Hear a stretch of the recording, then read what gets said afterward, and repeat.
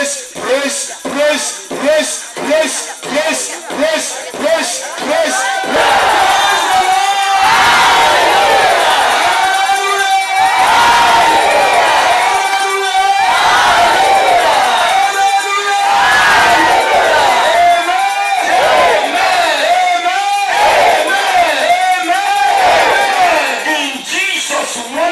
And victorious name. Amen. Amen. Amen. In Jesus' name. Holy Ghost fire.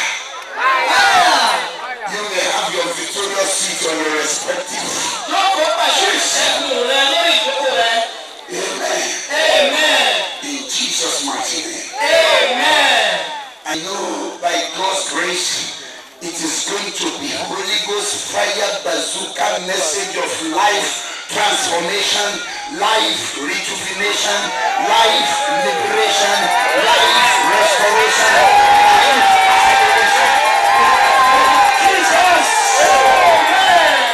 In the name of Jesus! Amen! Amen! Amen! Tonight's message will go a long way to readdress your life. Tonight's message will go a long way to rehabilitate your life. One way to enrich your life and prosper your destiny. Why? Psalm 107 verse 20 says, He sent for His word and it healed you. It healed your business. It healed your children. Heal your marriage. Heal your husband. Heal your journey. Heal your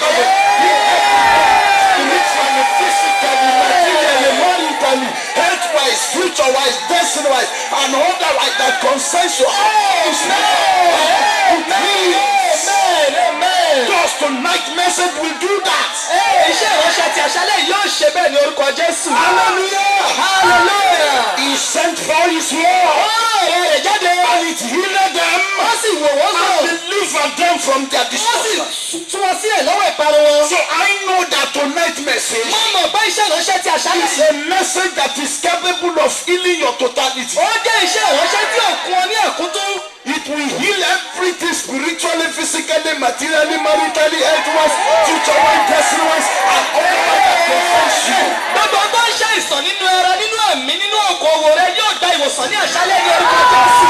It's all about message of life transformation. Message of life salvation. Message of life rejuvenation.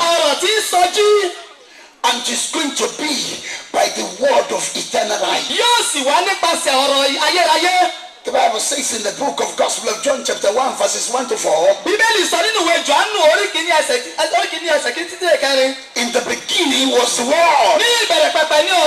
The Word was with God. The Word was God. The same thing was in the beginning. And without the Word was nothing created. In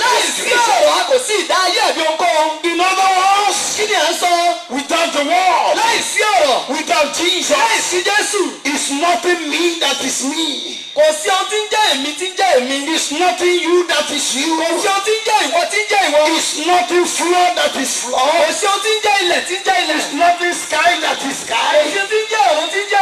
It's nothing sea that is sea. It's nothing microphone that is microphone. It's nothing east that is. It's all by the word. And tonight, I believe that the fire bullet of the living word of God will hit every problem that is standing against your life. Will hit every problem that is confronting your destiny.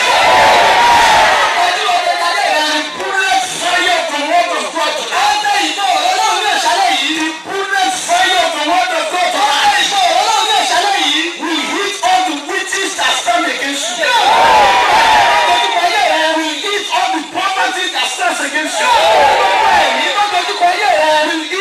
the sickness that stand against you. Will eat all the failure and disappointment that stands with you. And when it hits them, it will somersault them into oblivion. It will somersault them and run them into eternal destruction.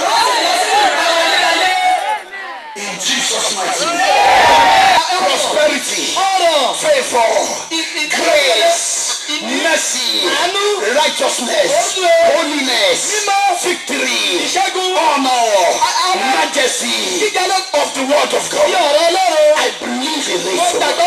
And I know it will be a package of total blessing upon you. In the name of Jesus.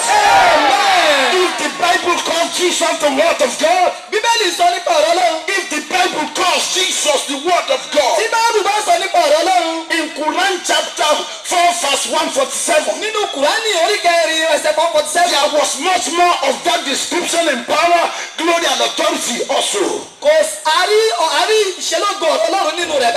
Where Quran says, Innamal Masihu Isa ibn Maryam Rasulullah wa kalimatuhu wa ru'un minhu fa'aminu billahi wa rasulihi.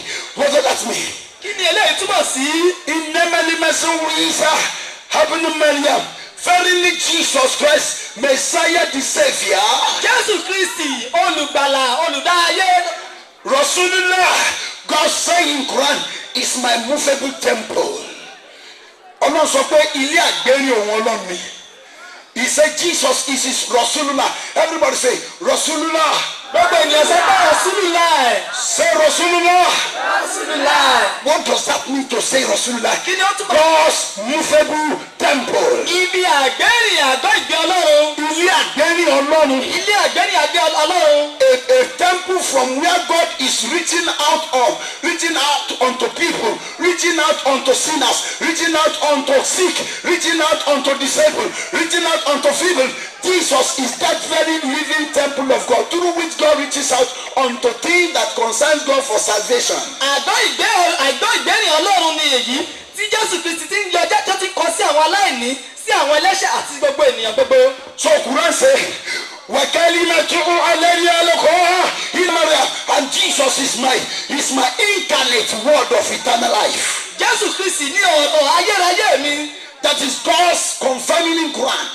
Ọlọ́run ló fẹ́ ti rẹ̀ múlẹ̀ nínú Kùránì. He said Jesus is Kalimatullah. Everybody say Kalimatullah. Ọ̀yàn sọ pé Kalimatullah. Say Kalimatullah. Ẹ sọ pé Kalimatullah. That is the word of God. Ọ̀rọ̀ Ọlọ́run ni èyí. Who was described or who is described as Kalimatullah in the Quran? Tani aṣàpèjúwe rẹ̀ gẹ́gẹ́ bí Kalimatullah nínú Kùránì. Is nobody ultimately other than the King of Kings, the Lord of Lords, the Lord of Ages, the everlasting Father, the Prince of Peace, the Wonder of Counselor, the Root of Jesse, the Lily of the Valley, the Morning Star, the beauty, the riches, the prosperity, the possibility against impossibility, the life against death, the blessing against curse, the love against hatred, the mercy against torment, the grace against trouble, the peace against He is that description. Amen. Amen. And it's my word. And it's my spirit. And let the enemy come. Listen. Come here.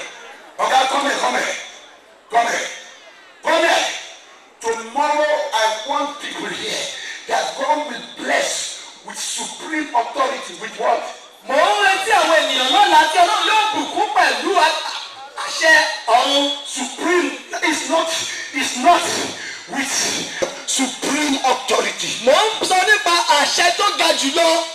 That God will bless. Àwọn tí Ọlọ́run yóò bùkún pẹ̀lú àṣẹ tó ga jùlọ. Here must be fully illuminated. Iná bá gbọ́dọ̀ tọ́nà sí gbogbo bí lọ́la. The less light, the less life. Bí ìmọ́lẹ̀ bá ṣe kéré mọ́ tó, bẹ́ẹ̀ ni ayé yóò ṣe kéré mọ́ tó. And the life was the light of man. Ayé ìyè náà sì ni ìmọ́lẹ̀ aláyé. So anywhere there is less light, automatically there is less life. And whatever happens in the spiritual realm is the result of what you see in the physical realm. Nigeria today, everywhere, almost Because 97% of Nigerian life, darkness. What is the division? The division is that in the realm of the spirit, the light has dwindled in Nigeria and no life. And people don't take recognition of it. I take it because I watch by faith, spirit. I don't look at it by sight. Bí ìmọ́lẹ̀ bá ṣe kéré tó bẹ́ẹ̀ ni ìyè yóò ṣe kéré tó. Ibikíbi tí ò bá ti sí ìmọ́lẹ̀ ìyè kò lè sí níbẹ̀. Ìdí ni tó jẹ́ pé orílẹ̀-èdè Nàìjíríà tí pé òkùnkùn ló káàkiri ó tó ń ṣẹlẹ̀ láyé ló ń ṣẹlẹ̀ lọ́run. Wosam is too much a big name of evangelistic ministry than for you to be having one pole of light position here and for another pole of light to be carried to another place. It must stop. Tomorrow, people must come.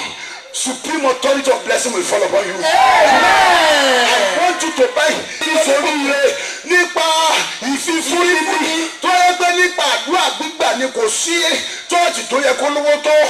Christ Apostolic Church ní gbogbo Nàìjíríà àwọn ló yẹ kó lówó jù ṣùgbọ́n kíní kan la gbàgbé ìdíje yìí ó lówó kìí ṣe nípa àdúrà nǹkan mẹ́ta ni olólùmí láti sọ ìdí máa mú kéèyàn ó lówó inú wa ní Luke 8 yẹn give and it shall be given unto you. It is not about pray and it shall be given unto you. Fast and it shall it's ultimately all about give and it shall be given unto you. Good measure, not your standard of good. God's good measure, pressed down, shaking, and running over. Shall the Lord God cause men to give unto their bosom. Vulnerable to evil toleration. Àdúrà gbígbà púpọ̀ jù ó máa jẹ́ kò ní jẹ́ kí àwọn ẹni òkùnkùn wọ́n lè rí ẹdùn kó lè rí ẹlò bó ṣe wù. Èjì ayé èèyàn ó gbàbọ̀dé.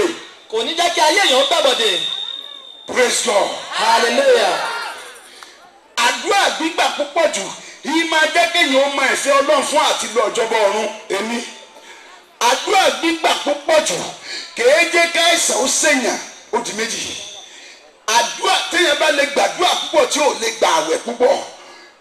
Tó bá lè gbàdúrà púpọ̀ tí ò lè gbàwẹ̀ púpọ̀ tí ò sí ọ̀rọ̀ Ọlọ́run ìdí máa ṣẹlẹ̀ nínú ayé irú wọn ni pé yóò di kérúbù àṣẹráfù àmín tó bá lè gbàwẹ̀ púpọ̀ tí ò sì lè gbàwẹ̀ púpọ̀ tí ò lè gbàdúrà púpọ̀ tí ò ní ọ̀rọ̀ Ọlọ́run kérúbù àṣẹráfù ló dà kí ni tí mo mí nìyẹn he will live in relationship with the fallen angels, that is fallen spirit. What does it mean to say fallen spirit? You in relationship with the fallen spirit at a time when they blesses you, that blessing will stay up a bit, but later it comes down because the source of that blessing is a fallen spirit. So when you can fast too much and you cannot pray, you will live a life of spiritism and you become a spiritistic person. It will not be your portion. There is difference between spiritism and spiritualism. A lot of people have confused spiritism to spiritualism. They are not the same. When you see Celestial Church, you see Kerubu and so on, you think they are spiritual churches. No, they are spiritistic churches. They are not spiritualistic churches. You understand me? I'm not going there today. Praise God. Hallelujah. Praise God. Hallelujah. Every relationship with up and abiding everlasting spirit, which is Holy Spirit, is equal to spiritualism. Every relationship with a fallen spirit is equal to spiritism. How many of you get what I'm saying? But you are not here for study of revelation message tonight. We are for revival. God is on the throne. Praise God. Hallelujah. Praise God. Hallelujah. Praise God. Hallelujah. Listen, you must be excellent giver. Ìjọ Wòsẹ́mù ẹgbẹ́ náà jẹ́ ènìyàn tí ń fi fúnni dídára. I am not saying this so that you can give me anything. Mi ò sọ eléyìí kẹ́bà lè fún mi ní ohun kankan. If you are told to give me, glory and be unto God. If you don't give me, just accept the word God will use me to preach. As soon as you accept, you live by that. I am completely happy and I'm blessed. Coming from somewhere, God is going to mightily and abundantly bless me. Tí a bá tọ́ ọ láti fi fún mi, ó dára bẹ́ẹ̀. Tó bá sì wọ́n láti má fi fún mi, ṣùgbọ́n dídájú pé o jẹ́ ẹni tí ń fi fún ni kí o bá lè di alábùkún fún. Praise God. Hallelujah. Anybody that has a church that you come to a prayer meeting, you don't pay me tithe, you go back to your church to that extent. And it is not because I have too much, but I must follow the principle of the purity of the word of God. Ẹnikẹ́ni tó bá ní ìjọ tirẹ̀ tó ń lọ tó bá wá sí ìjọ ti tèmi mi ò ní. Àdúrà àwọn oníjọ. Ok, tó bá wá sí ibi àdúrà. Plenty. Tó bá wá sí ibi àdúrà mi ò ní gba ìdámẹ́wàá lọ́wọ́ rẹ̀ ó ní láti dá padà sí ìjọ rẹ̀ ni nítorí pé mò ń ṣiṣẹ́ nípa ti ẹ̀mí. Praise God. Hallelujah. Praise God. Hallelujah. So what I'm saying tonight, ohun tí mo sọ ní àṣálẹ́ yìí. please don't be offended that this man is digressing, is diverting. You see a car that is going from one part of road to another. Please just take it. The blessing of God is at the door of your má life. bínú pé mò ń yá bàrà ní oríṣiríṣi torí pé mi kò ń ṣe ọkàn. Hallelujah. Hallelujah. Hallelujah. Hallelujah. So I will want my Thursday against tomorrow. I will want 21 people. 21 is number of divine intervention. Mo fẹ́ ọ̀kànlélógún ènìyàn lọ́la. Into 3 places. Méje lọ́nà mẹ́ta. That will buy lights.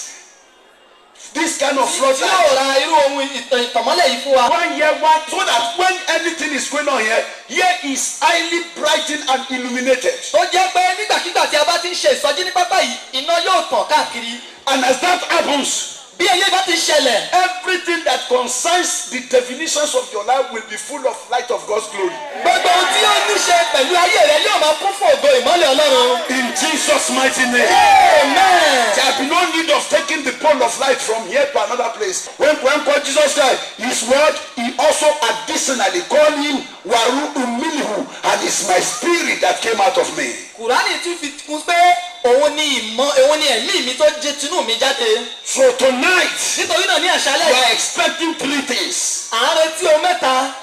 Which Quran promised by Jesus' definition of life. Eléyìí tí Kùránì tó ṣèlérí rẹ̀ nípasẹ̀ ìfihàn Jésù Kristi gẹ́gẹ́ bí He called Jesus the movable temple of God. Ó pe Jésù Kristi ní ilé àgọ́ Ọlọ́run. Ilé àgbẹ̀yìn Ọlọ́run. Ilé àgbẹ̀yìn Ọlọ́run. He called Jesus Kalimatullah, the word of God. Ó pe Jésù Kristi ní ọ̀rọ̀ Ọlọ́run. He called Jesus ruler, the spirit of God. Ó pe Jésù Kristi ní ẹ̀mí Ọlọ́run. So if there are Muslims here, Tí àwọn Mùsùlùmí bá wà ní if àyíká there yìí. are Ogbonis here, Tí àwọn ògbóni bá wà ní àyíká if yìí. there are Ikenkas here, Tí àwọn ìkáńtọ̀ bá wà ní àyíká if yìí. there are Guru Manadi here, Àti Gúrú Màràjì bá wà ní àyíká yìí. wherever you are, Ibikíbi tí ẹ bá wà. I am not preaching against you, Mi ò wàásù lòdì sí yín. but ultimately, Ṣùgbọ́n I am asking you, mò ń bi í pé what is the spirit ruling your life? kí ni ẹ̀mí tí ń darí ayé rẹ? What level of spirit are you living? Irú ẹ̀mí ayé wo ló ń gbé? If it is not of Jesus Tí Christ, ò bá ti ṣe àtọ̀dọ̀ Jésù wá. it's of the devil. Tí òkùnkùn ni tí èṣù ni. It's of the devil. Tí èṣù ni. And you need to come out of it O ní láti jáde láti inú rẹ̀ wá. and give your totality Kí o wá gbogbo rẹ̀ pátápátá. to Jesus Fún Christ. Jésù Kristi. Whom Quran describe Tí Kùránì ṣàpèjúwe the spirit of God. gẹ́gẹ́ bí ẹ̀mí Ọlọ́run. I don't say as the spirit. He described him not as the spirit, but the real spirit of Ó God. ṣàpèjúwe gẹ́gẹ́ bí ẹ̀mí Ọlọ́run gbogbo. Pé Jésù ní ẹ̀mí Ọlọ́run kìí ṣe bí ẹ̀mí Ọlọ́run. Ó pè ní ẹ̀mí Ọlọ́run. Ọ̀tọ̀ ni bí ẹ̀mí.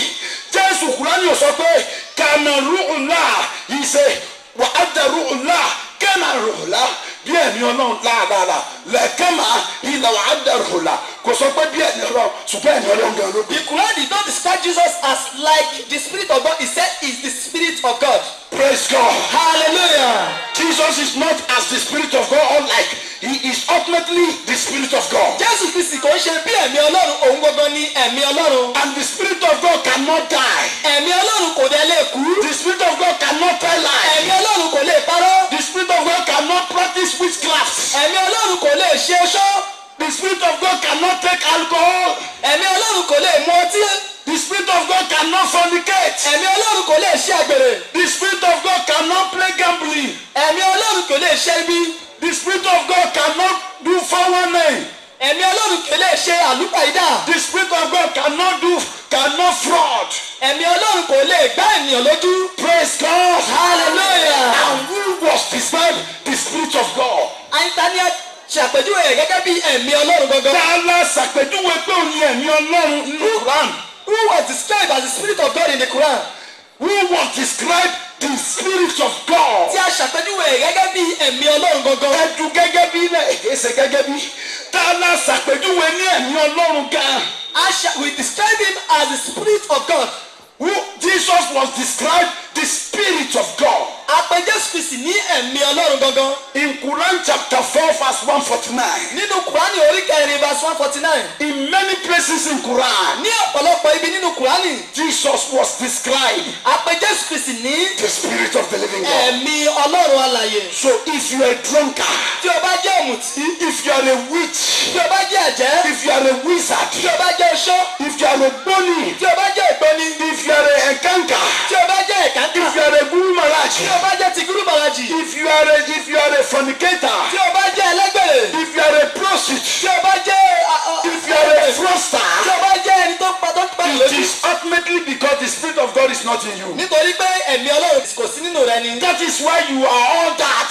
Ìdí nìyí tí o fi jẹ́ àwọn ohun yìí. But if the Spirit of God dwells in you, Ṣùgbọ́n tí ẹ̀mí Ọlọ́run bá ń gbénú rẹ. whom Quran describes Jesus, Sí Kùránì pè ní Jésù. you will not fornicate O again. ò ní ṣe àgbèrè mọ́. You will not fraud O again. ò ní ṣe àlùpàídà You fún will ènìyàn. not bewitch O again. ò ní ṣe àjẹmọ́. You will not take alcohol O ò again. ní mu ọtí líle mọ́. Why? Kí ni ìdí? The Spirit of God does not commit sin. Ẹ̀mí Ọlọ́run kì í dẹ́ṣẹ̀. The Spirit of God does not cheat. Ẹ̀mí Does Ọlọ́run not kì í lie. jẹ́ kì í Does parọ́. not fornicate. Kì í ṣàgbèrè. Does not practice Kì í witchcraft. ṣiṣẹ́ And Jesus, according to Quran, is that Spirit of God. Jésù Kristi gẹ́gẹ́ bí Kùránì ṣe sọ òun ni ẹ̀mí Ọlọ́run. In the book of Luke chapter 135, Nínú ìwé Luke 1:35, the Bible says, Bíbélì sọ wípé when Mary was disturbed as to how will she get pregnant, nígbà tí ìdààmú bá Màríà pé báwo ni òun ṣe lóyún. in a discussion with the angel Gabriel, Nínú ìbásọ̀rọ̀ pọ̀ pẹ̀lú Áńgẹ́lì Gabriel. this was what angel Gabriel said to Ohun her. tí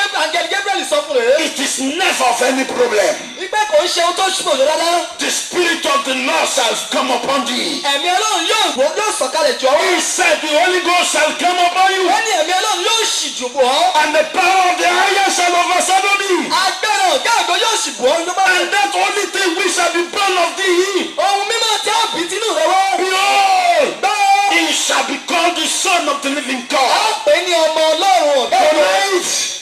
Tonight, Ní àṣálẹ̀ yìí. the Holy Ghost shall come upon you. Ẹ̀mí bá yóò bọ̀ ọ́. Holy Ghost shall come upon Yóò you. ṣìbọ̀ ní àṣálẹ̀ yìí. Holy Ghost shall come upon you. Ṣìbọ̀ ní àṣálẹ̀ yìí. He shall come upon your school. Yóò ṣìbọ̀ ní àṣálẹ̀ yìí. Shall come upon your academic Yóò life. ṣìbọ̀ ẹ̀gbọ́n rẹ̀ ní àṣálẹ̀ Holy yìí. Ghost shall overtake you. Ẹ̀mí bá yóò ṣìbọ̀ In ní ẹ̀gbọ́n everything that concerns you. nínú gbogbo tó jẹ́ tirẹ̀. In the name of Jesus. Jésù. And in that, Níbi èyí, Jesus was born of the Spirit of God. àbí Jésù Kristi nípasẹ̀ ẹ̀mí Ọlọ́run. So the Bible said Jesus is a Spirit of God. Bíbélì sọ pé Jésù ẹ̀mí Ọlọ́run ni. Quran said Jesus is a Spirit of Kùránì sọ God. pé Jésù ẹ̀mí Ọlọ́run ni. If that is the case, Tó bá jẹ́ pé báyìí ló ṣe rí. which spirit are you Ẹ̀mí wo ni ìwọ? operating with? Ẹ̀mí wo ni ìwọ ń bá ṣiṣẹ́ pọ̀? If it's not Jesus Tí ò Christ, bá ti ṣe Jésù Kristi, it's of the devil. ti Sàtánì ni. And if it's of the devil, Tí ó bá sì jẹ́ ti èṣù, God loves you. Ọlọ́run fẹ́ràn rẹ. He's telling you tonight, Ó sọ fún ọ ní àṣálẹ̀ you yìí. must come out of O evil ní láti spirits jáde kúrò nínú rẹ̀. and give your totality to Kí o Jesus. fi gbogbo pátákó rẹ fún Jésù Kristi. That is one. Àkọ́kọ́ rèé, Don't be offended. ẹ má bínú. I don't know, but you will bear with me tonight. Ẹ ó gbà fún mi ní àṣálẹ̀ yìí. If I say I don't know, I know by His grace. Tí n bá sọ pé mi ò mọ̀, mo mọ̀ nípa orí ọ̀fẹ́ rẹ̀. Praise God. Hallelujah. Please underline this topic of message. Fagilé kókó ọ̀rọ̀ yìí. Underline it. Fagisábẹ̀ rẹ̀. Thank you. Hallelujah. Hallelujah. Underline it. Fagisábẹ̀ rẹ̀. He will never share His glory with anyone. Kò ní pín ògo rẹ̀ pẹ̀lú ẹnikẹ́ni. God, Ọlọ́run concerning your life, nípasẹ̀ ayé rẹ, concerning your business, nípasẹ̀ okòwò rẹ, concerning your marriage, nípa ìgbéyàwó rẹ, between you and the people around you, láàrin ìwọ àti àwọn tí ó rọ̀gbà yí ọká, in your going out and coming in, ìjáde àti ìwọlé rẹ, concerning your academic life, nípa ti ẹ̀kọ́ rẹ, concerning your health, nípa ti àlàáfíà rẹ, concerning your Christian nípa life, ti in the ìgbàgbọ́ business you are doing, nínú okòwò tí ò ń ṣe, over the job you are doing, nípa iṣẹ́ rẹ, He will never share His glory with anyone. kò ní pín ògo rẹ̀ pẹ̀lú ẹnikẹ́ni. Praise God. Hallelujah. That is the topic for tonight. Kókó ọ̀rọ̀ ti àṣálẹ̀ ni ẹ̀. Can anybody enjoy me to say He will never share His glory with anyone? Gbogbo ènìyàn sọ pé kò ní pín ògo rẹ̀ pẹ̀lú ẹnikẹ́ni. Say it again. Sọ́dọ̀ kò sí kò ní pín ògo rẹ̀ pẹ̀lú ẹnikẹ́ni. God will never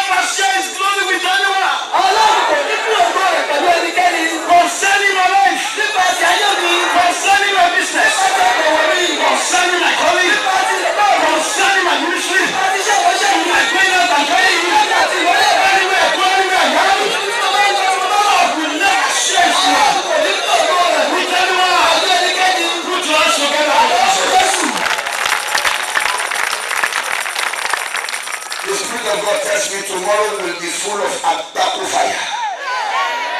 Ẹ̀mí Ọlọ́run sọ pé ọ̀la yóò kún fún àgbákò iná. It will be all total fire. Ìpè yóò jẹ́ kìkì iná. Yet that fire too will still by His grace manifest tonight. Àti bẹ́ẹ̀ kílò yìí yóò wá sí ìmúṣẹ pẹ̀lú agbára pẹ̀lú orí ọ̀fẹ́ ní àṣálẹ́ yìí. Praise God. Hallelujah. Praise God. Hallelujah. He will never share His glory with anyone. Yóò pín ògo rẹ̀ pẹ̀lú ẹnikẹ́ni. First of all, Ní àkọ́kọ́, you have to know this. ó ní láti mọ èyí. Who is the anyone that God will never share His glory with? Ta ni ẹnikẹ́ni tí Ọlọ́run yóò pín ògo rẹ̀ pẹ̀lú? Face your light here. We are the object. We are the subject of anyone that God will never share His glory with. Ta ni ẹnikẹ́ni tí Ọlọ́run yóò pín ògo rẹ̀ pẹ̀lú? Ta lẹnikẹ́ni náà? Who is that person Tí Ọlọ́run ò ní bí ògo rẹ̀ pẹ̀lú. that God will not share his glory with? Ẹnikẹ́ni náà lónìí. That nobody today. That anyone today. Ẹnikẹ́ni náà ní àṣálẹ́ yìí. In your life. Nínú ayé rẹ. In your business. Nínú okòwò rẹ. Wherever you go. Níbi tí kìí tí o bá lọ. Whatever you are. Ní ohunkóhun tí o bá jẹ́. Not anyone. Ẹnikẹ́ni ni. Not anyone. Ẹnikẹ́ni yẹn. That God will not share His glory with. Tí Ọlọ́run yóò pín ògo rẹ̀ pẹ̀lú. Is nobody. Òun ni kì í ṣe ẹnikẹ́ni. Other than witches.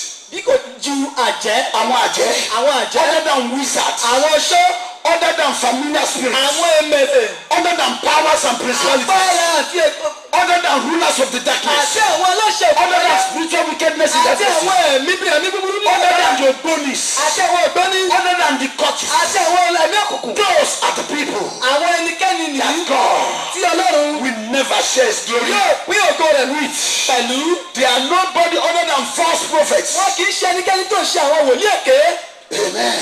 Amen. A lot of false prophets have taken your glory. God will restore them back today. Ọ̀pọ̀lọpọ̀ wòlíì èké ni wọ́n ti gba ògo rẹ̀ lọ ní àṣálẹ́ Ọlọ́run yóò dá padà. The vivid example is in 1 Kings chapter 13 verses 1 to the end. Àpẹẹrẹ tí a rí dájú wà nínú ìwé àwọn ọba apá kìíní. Ọba kìíní orí kẹtàlá bẹ̀rẹ̀ láti ẹsẹ̀ kìíní dé ìparí. 1 Kings chapter 13 verse 1 to the end. The elder prophet and the younger prophet. Wòlíì àgbà àti wòlíì kékeré. The elder prophet used pepper, salt, and oil to steal the blessing of the calling and covenant of the younger prophet. Wòlíì àgbà ni ó lo ata, iyọ̀ àti omi láti fi jí Àtẹ̀bó. àti epo láti fi jí ògo àti ìpè wòlíì kékeré ni. Èèyàn mélòó ló máa sírí nìsín? How many people know the secrets? Wòlíì àgbà. The elder prophets. Ó lo àdàbí epo àti àdàbí ata àti àdàbí iyọ̀ ó fi jí ògo wòlíì kékeré torí pé wòlíì kékeré ní gbóhùn Ọlọ́run wòlíì àgbà ohùn èṣù ní gbọ́ òun ti sọ ògo àti gbóhùn Ọlọ́run nù kò gbọ́ mọ́ ń bọ̀. The elder prophet was hearing the voice of God. The young prophet was hearing the voice of God while the other one was hearing the voice of the devil. The younger prophet was hearing from God. He has the covenant opportunity and blessing to be hearing from God, while the elder prophet has lost the covenant opportunity and the blessing of hearing from God. Instead of hearing from God, he is now or was now hearing from the devil. But the elder prophet, look at the younger prophet. I know with what I will steal your destiny of calling or hearing from God. I know what it is. He took oil, salt, food of oil, food of salt, and food of pepper, and he brought the three. He said, hey, younger prophet, eat. As soon as the younger prophet eat, everything bounce unto, except you have not eaten my pepper, except you have not eaten my oil, except you have not eaten my salt, that your covenant of the blessing of hearing from God will not come unto me. Wait, as soon as the younger prophet had pepper, had salt, food of pepper, food of salt, food of oil, his blessing and covenant of hearing from God left him and came upon the elder prophet. How? Suddenly the younger prophet ceased hearing from God. It was now the turn of the elder prophet to be hearing from God. And the elder prophet said, thus says the Lord, because I command you to go like this, you didn't go. As you are going, a lion will find you. Why did the lion find him? Sọ́ngbọ́mọ́ tàbí gbóhùn Ọlọ́run náà méjèèjì. Ní ìsìn sẹ́wọ̀n ní gẹ́gẹ́ gbóhùn Ọlọ́run mọ́. Tàbí gbóhùn Ọlọ́run ní ìsìn. Kí ló ṣẹlẹ̀? Oúnjẹ àtẹ̀kù àtàtàlẹ̀ ìgbà lọ́rẹ̀. Before the elder prophet was deceived, before the younger prophet was deceived, he was the one that was hearing the voice of God. But after being deceived, the case now was passed, and at the end of the day, he was destroyed. Gbogbo ẹ̀bùn kéèyàn máa jẹ ṣàṣàṣàṣà wọ́n máa jẹ kó máa mo lọ ọ̀dọ̀ wòlíì àgbà kan bàdàn náà ń gbúná títí ní Bódìjà lèmi náà dé mo náà gbà onímọ̀jẹ́ náà jẹ́ làǹdó ń jẹ́ ódìjọ́ kẹ́ni ọlọ́ọ̀ni Paul ọ̀fẹ́ sórí ibú mo lè ti rí gbogbo ògùn ìwọ́jẹ́ ọjẹ́ mo bá ọba rí kú ọba Somehow the gifts of gluttony you eat here and there. I was at Ibadan and I was a senior prophet. Fed me on the fourth day. The Lord called me. Paul, are you ready to die? I said no, and I took to my heel. Hallelujah. Hallelujah. God will never share his glory with false prophets. Ọlọ́run kì yóò pín ògo rẹ̀ pẹ̀lú wòlíì èké kankan. Who are okay now? With whom will God not share his glory? You've heard. Ó ti mọ àwọn tí Ọlọ́run kì yóò pín ògo rẹ̀ pẹ̀lú báyìí. Then who is the glory of God that will not share with anybody? Táwọn ni ògo Ọlọ́run tí kì yóò pín pẹ̀lú ẹnikẹ́ni. Can I tell you who the glory of God is that will not share with Jẹ́ kí n ṣe anybody? ẹni tí ògo Ọlọ́run náà jẹ́ fún ọ. Shall I tell you? Ṣé kí n sọ? Shall I tell you? Ṣé kí n sọ? Isaiah 43 verse 7. Isaiah 43 verse 7. What does he say? Kí ló wí? Everyone that is called to my name, I have made him or her for my glory. Gbogbo ènìyàn yẹ gbọdọ̀ lógo fún mi. Gbogbo ènìyàn tá ń pè mọ́ orúkọ mi ni mo. What did the Bible say?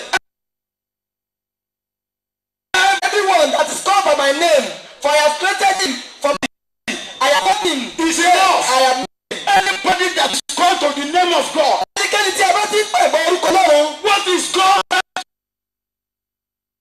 Kì í ṣe ìjúwe àbí àpẹẹrẹ ògo Ọlọ́run. You are the image of God's glory. Ó jẹ́ àpè. God's glory. Ó jẹ́ àwòrán ògo Ọlọ́run. You are the likeness of God's Ó glory. jẹ́ ìṣẹ̀dá Ọlọ́run. You are the life of God's glory. Ó jẹ́ ìyè ògo Ọlọ́run. You are the face of God's glory. Ó jẹ́ ìyè ògo Ọlọ́run. You are the living of God's glory. Ó jẹ́ ìwà láàyè ògo Ọlọ́run. And God said, Ọlọ́run sọ wípé I will never share you mi ò ní pín ọ with poverty. pẹ̀lú àìní. I will never share you Mi ò ní pín ọ with sickness. pẹ̀lú àìsàn. I will never share Mi ò ní you pín ọ with failure. pẹ̀lú ìdákúdà. I will never share Mi ò ní you pín ọ with witches. pẹ̀lú ọ̀jẹ́. I will never share Mi you ò ní pín ọ with ogoni. pẹ̀lú àgbọ́ni. I will never share Mi ò you ní pín ọ with diabetes. pẹ̀lú I will never share you ní pín ọ with blindness. pẹ̀lú àìní. I will never share you ní pín ọ with deafness. pẹ̀lú àìní. I will never share you Mi ò ní pín ọ with paralysis. pẹ̀lú àìmọ́. I will never share you with barrenness. Pẹ̀lú àìní. I will never share you Mi ò ní pín ọ with disappointment. pẹ̀lú ìdákúdà. I will never share you Mi ò ní pín ọ with sadness. pẹ̀lú ìbànújẹ́. I will never share you with sorrow. pẹ̀lú I ìbànújẹ́. will never share you Mi ò ní with pín ọ wretchedness. pẹ̀lú àìní. I will never share you with bondage. I will never share you with darkness. I will never share you with captivity. I will never share you with struggle. I will never share you with lies. I will never share you with fornication. I will never share you with fraudulence. I will never share you with gambling. I will never share you with drunkenness. I will never share you with unbelieving. I will never share you with paganism. I will never share you Mi ò ní pín ọ with evil. pẹ̀lú ibi. Why? Kí ni ìdí? Isaiah 42 verse 8. Isaiah 42 verse 8. I am the Lord Èmi ni Olúwa in everything that concerns you. ní ohun gbogbo tí ó jẹ́ tó jọmọ́ tirẹ̀. Nínú ohun gbogbo. Nínú ohun gbogbo tó ṣe tirẹ̀. I am the Lord Èmi ni Ọlọ́run. in your business. Nínú okòwò rẹ. I am the Lord Èmi ni Ọlọ́run. in your marriage. Nínú ìgbéyàwó I rẹ. am the Lord Èmi ni Ọlọ́run. between you and your people. Láàrin I ìwọ àti am àwọn the ìlú. Lord Èmi ni Ọlọ́run. in your business. Nínú okòwò rẹ. I am the Lord Èmi ni Ọlọ́run. concerning your health. Nínú àlàáfíà. I am the Lord Èmi ni Ọlọ́run. concerning your business. Nípa okòwò I rẹ. am the Lord Èmi ni Ọlọ́run. in all your going out. Nínú ẹ̀jẹ̀ I am the rẹ. Lord Èmi ni Ọlọ́run. on everything that Ní ohun concerns gbogbo tó I jẹ́ am tirẹ̀. the Lord. Èmi ni Ọlọ́run. And I will never share my glory Mi ò sì ní pín ògo mi with anyone, pẹ̀lú ẹnikẹ́ni. with poverty, Pẹ̀lú àìní. with sickness, Pẹ̀lú àìsàn. with diseases, Pẹ̀lú àìsàn. with catastrophe, Pẹ̀lú with àjálù ibi. predicament, with bondage. Pẹ̀lú ìdè. I will never Mi ò share ní pín my glory. ògo mi. And there's nobody Kò sí ẹnikẹ́ni that is image of my glory tí ń ṣe ìṣẹ̀dá ògo mi. that stands my glory Tí ó dúró fún ògo mi. than you. Ju ìwọ lọ. Other than me. Ju èmi lọ. Other than your children. Ju ọmọ rẹ lọ. Other than your husband. Ju ọkọ rẹ. Other than your wife. Ju aya rẹ. We are all. Wọ́n gbogbo the ọmọ rẹ. made. Àwa ní The made. Ìwà ní The life. iná. Likeness. The face. The being. Àwòrán All ti ọdún òkú Ọlọ́run. Yeah. Àwa ní. And God said, I will never share you. Ọlọ́run sọ pé èmi kì yóò pín ọ. Isaiah 42 verse 8. I am the Lord. Èmi ni Ọlọ́run. Wait, that is my name. Orúkọ mi ni. Wait, my glory will I not share with another, and my praise will I not give to any graven image. Èmi ni Olúwa, èyí ni orúkọ mi. Ògo mi ni èmi kì yóò fi fún ẹlòmíràn. Bẹ́ẹ̀ ni èmi kì yóò fi ìyìn mi fún ère gbígbẹ́. And he said, Ó sì wí pé Isaiah 42:8 says that. Isaiah 43:7 says, everybody that is called a Christian, to my titleship name, to my name of titleship, he is made for my glory. Isaiah 43:7 sọ wípé olúkúlùkù ẹni tí a pè ní orúkọ mi nítorí mo ti dá fún ògo mi. Hallelujah. Hallelujah. From today, Láti àṣálẹ̀ lọ, you must have another life and thinking orientation. o gbọ́dọ̀ ní àyípadà ìyè àti ìrònú That wípé no evil will be your friend henceforth. pé kì í ṣe ọ̀rẹ́ rẹ mọ́ láyéláyé. Ibi kò tún sí ọ̀rẹ́ rẹ mọ́. Evil shall no longer be your friend. You must not be a Muslim to believe that Fatamino because of Akiri Washar, Kademi Yadala, believe in the destiny of evil and good that are both from God. It's a lie. O kò gbọ́dọ̀ gbàgbọ́ nínú ìsọ̀rọ̀ pé ibi àti ògo àti ire ó ń wá láti ọ̀dọ̀ Ọlọ́run. It's not. Rárá ni. Hallelujah. Hallelujah. James chapter 1, I'm not going there. And so, God will never share his glory with anyone Ọlọ́run kì yóò pín ògo rẹ̀ pẹ̀lú ẹnikẹ́ni. who has recognized himself or herself as the life of God's glory. Ta ni ó ti rí ara rẹ̀ gẹ́gẹ́ bí ìyè ògo Ọlọ́run? Do you see yourself as the life of God's glory? Ǹjẹ́ o rí ara rẹ̀ gẹ́gẹ́ bí ìyè ògo Ọlọ́run? You will live the life of what you see yourself for. Ó máa gbé ìgbésí ayé ohun tí o bá rí ara rẹ̀ pé o jẹ́. Ó bẹ̀rẹ̀ sí gbé ìgbésí ayé ohun tí o rí ara rẹ kó o jẹ́ látòkí lọ. You will begin to live as what you see yourself to be from today. In Jesus' mighty name. Amen. Proverbs 23:7. As a man thinketh in himself, thus he becomes. Bí ènìyàn bá ti rò nínú ọkàn ara rẹ̀ bẹ́ẹ̀ gangan ni ó ṣe rí. What you see yourself in your thinking to be, you will live it. Ohunkóhun tí o bá rí ara rẹ̀ gbé o jẹ́ nínú èrò rẹ̀ bẹ́ẹ̀ gangan ni ó ṣe jẹ́. In Jesus' mighty name. Amen. So I start like this. And I will end up.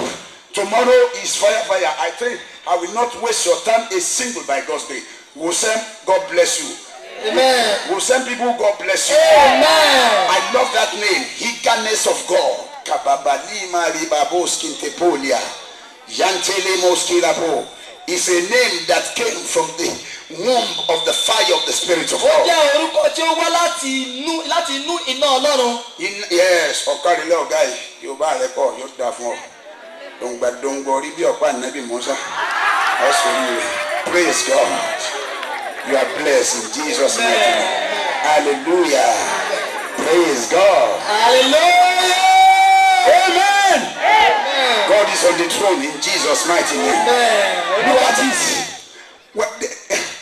The physical revelation of this message is taken from the book of Gospel of John, chapter 11, verses 1 to 6, or a whole that we are just reading. Let me just read. Are you with me? Gospel of John, chapter 11, verses 1 to 3. Now a certain man was sick, named Lazarus of Bethany, the town of Mary, and her sister Martha.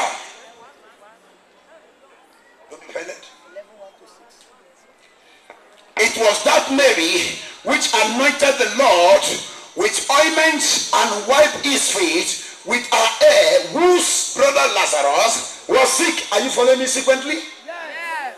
Therefore his sister sent unto him, saying, Lord, behold, that he whom thou lovest is sick.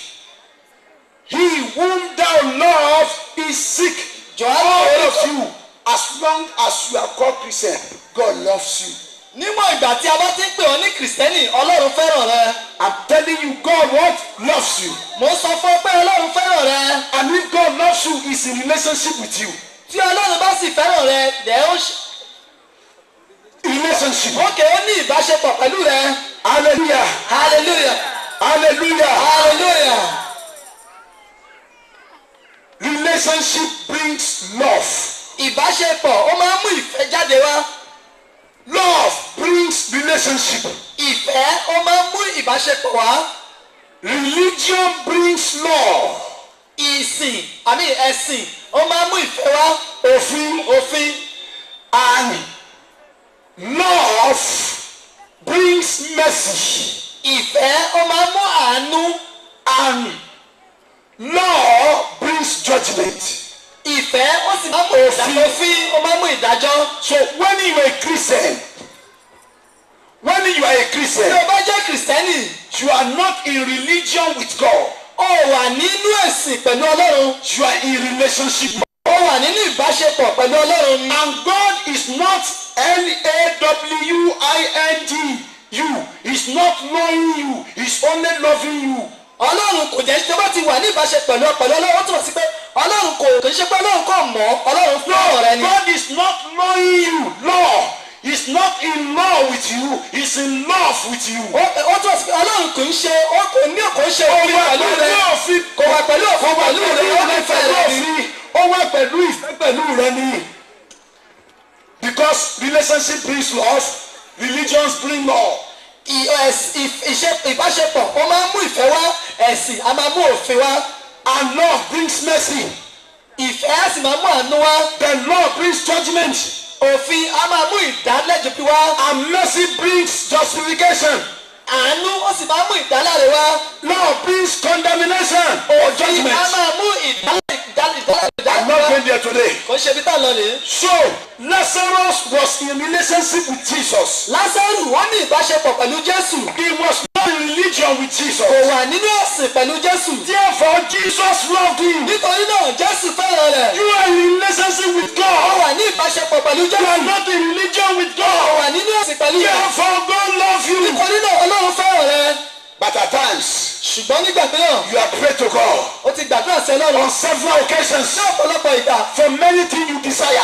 fún ọ̀pọ̀lọpọ̀ ohun tí o fẹ́. Yet there are no results. Ṣùgbọ́n ó dàbí bẹ́ẹ̀ sì kò wá. God says Ọlọ́run sọ wípé tonight ní àṣálẹ́ yìí, you will see the reason. wà á gbọ́ ìdí rẹ̀. You will hear the reason. Wà á gbọ́ ìdí rẹ̀. And you will change your way. Wà á sì yí ọ̀nà rẹ padà. In Jesus' mighty name. Amen. I need, please go with me. Come there. Gospel of John. God will bless every man of God that is here. God will bless you. Amen. God will be with you in Jesus' mighty name. I know God will show a lot of things today. Hallelujah. Hallelujah. Therefore, verse 3. Sister, Jesus is sick.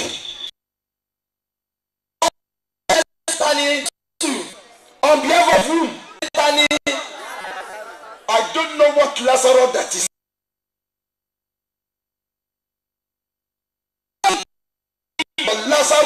Your Lazarus of marriage. I'm coming. Your Lazarus of breakthrough. Your snake and life. God divine.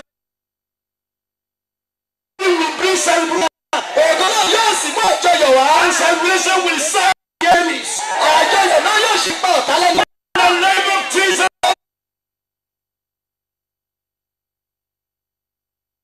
On behalf of their business, they sent to Jesus because of their Lazarus.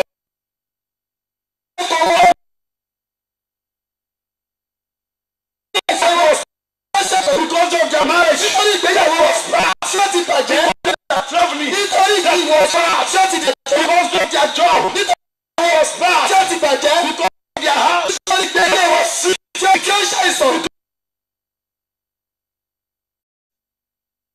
Wasn't delayed. Ṣùgbọ́n Ọlọ́run kì í fà sẹ́yìn. Neither does God waste. Kò tí ní ṣòfò.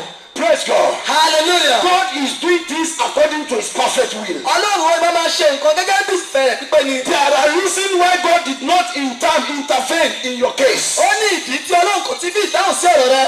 So after 2 days, lẹ́yìn ọjọ́ méjì. Jesus said, let's go and wake up our Jésù brother. sọ pé ẹ jẹ́ ká lọ jí ọ̀rẹ́ wa. The Bible says, Bíbélì sọ wípé the journey from Bethlehem to Capernaum ìrìn àjò láti Bethlehem sí Kápẹ́nọ́mù is just the journey of the walking of an evening stroll. kò ń ṣe ìrìn àjò tí a kàn ń fẹsẹ̀ rìn ní ìrọ̀lẹ́ ọjọ́ It's lásán. just an evening stroll. Ọjọ́ ìrìn àjò tí a kàn ń fẹsẹ̀ rìn lásán ní ìrọ̀lẹ́. Ìrìn àjò ìrọ̀lẹ́ ni. Ìrìn àjò ìrọ̀lẹ́ ni. It's just about 3 kilometers. Ó jẹ́ bí ìkọ̀sẹ̀ mẹ́ta. It's just the wish. Ìrìn àjò evening stroll, just to stroll. Ìrìn àjò fàájì. Ìrìn àjò fàájì. It's never any journey so long or so. Kò ń ṣe ìrìn àjò tó gùn àbí tó pẹ́ lọ títí. So Jesus said, let's go and wake him. Jésù sọ pé ẹ jẹ́ kí a lọ jí. As they were going, Bí wọ́n ṣe ń lọ. instead of Jesus Dípò kí Jésù to go there directly, kí ó máa lọ síbẹ̀ gan. Jesus didn't go there Jésù directly. sì kò lọ síbẹ̀ gan. He was deliberately whiling away the time. Ó mọ̀ọ́mọ̀ fi àkókò ṣe òfò díẹ̀ ni. Hallelujah. Hallelujah. All the places of no interest for him to branch to, he was branching them.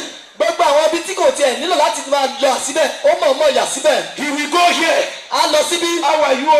A kì í báwo They ni. say, yeah, Jesus. A ní Jésù. Let's go and prayer. Ẹ káàbọ̀ gbàdúrà He fún wa. pray for A gbàdúrà them. fún wọn. When he leave them here, Nígbà tí ó kọ́ he ibẹ̀, go here. a tún lọ síbí. He pray. A gbàdúrà. He go here. A lọ síbí. He pray. A gbàdúrà. The journey of 3 hours.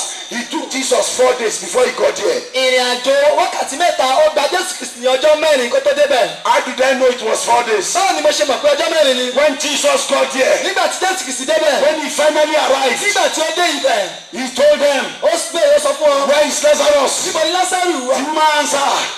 The woman answered, Arábìnrin náà dáhùn. we have buried him. A ti sin. He's in grave. Ó wà nínú ibojì. 4 days ago. Ọjọ́ mẹ́rin By sẹ́yìn. this time he's thinking. Nígbà tí ìṣẹ́jú yẹn á ti máa rùn báyìí. Then when they sent to Jesus, that was not when he died. Nígbà tí ayọ́ ṣe Jésù kì í ṣe ìgbà náà ló kú. He was sick by then. Ó ṣe ìsàn nígbà náà ni. And when Jesus said, let's go, Nígbà tí Jésù sọ pé ẹ jẹ́ kí a lọ. before he said that, Kí ó tó sọ bẹ́ẹ̀. he has stayed behind 2 days. Ó ti fà sẹ́yìn fún ọjọ́ méjì. So between after that 2 days, Lẹ́yìn ọjọ́ méjì yìí. was when he said, let's go. Ni ẹ̀rọ sọ pé jẹ́ kí a lọ. When he reached Nígbà there, tí ó débẹ̀. they said 4 days he died. Wọ́n ní pé ó ti pé ọjọ́ mẹ́rin tó. How many days? Ọjọ́ méje. How many? Ọjọ́ mẹ́rin ló jẹ́ báyìí. 4 days, 2 days. How many? 6 days. Ọjọ́ mẹ́fà. Praise God. Hallelujah. Jesus didn't go in time. Jésù Kristi kò tètè lọ ní àkókò. Don't forget what the Bible says. Má gbàgbé tí Bíbélì sọ. The Bible says Jesus Bíbélì sọ pé Jésù loved Martha, fẹ́ Màtá, loved Mary, fẹ́ Màríà, loved their business. fẹ́ ìṣokòwò wọn. I take Lazarus to be their business, but it's Mo not. fẹ́ Lásárù Just lóko wọn. love their earth. Ó fẹ́ àlàáfíà wọn. So it is not as if God does not love you. Kì í ṣe pé Ọlọ́run kò fẹ́ràn rẹ. Yet you pray to God Bẹ́ẹ̀ sì ń gbàdúrà sí i. and there was no answer. O ò sì rí ìdáhùn kankan. Why didn't God answer? Kí ni ìdí tí o fi dáhùn? Before God will now answer, Kí Ọlọ́run tó dáhùn. everything was out of hand. Ohun gbogbo tó ti wá tí ó ti fọ́ká yẹyẹ. Ó ti bọ́ kúrò lọ́wọ́. Ó ti bọ́ kò lọ́wọ́. Gbogbo ẹ ti bàjẹ́ Ó pẹ́pẹ́. ti bàjẹ́ pátápátá. Ọlọ́run wá ṣẹ̀ṣẹ̀ dé. Jesus God now came. Níbo ni ìṣòro rẹ wà? Where is your problem? Ìṣòro tó ti bàjẹ́ dídí rùn. Problem that has been destroyed completely. Tó ti rùn. That is already stinking. Ṣé ìdáwọ̀ adá sí mọ́? Is it what he will now So explain? when Jesus got there, Nígbà tí Jésù débẹ̀, you will see something now. wàá rí nǹkan báyìí. In verse 20, Ní ẹsẹ̀ ogún, when Jesus got here, nígbà tí Jésù débẹ̀, news reached Martha and Mary. ìròyìn dé ọ̀dọ̀ Mátà àti Mary. Ah, jagini jo. Hallelujah, your Lord has come. Oh. Hallelujah, Ọlọ́run yìí ti dé.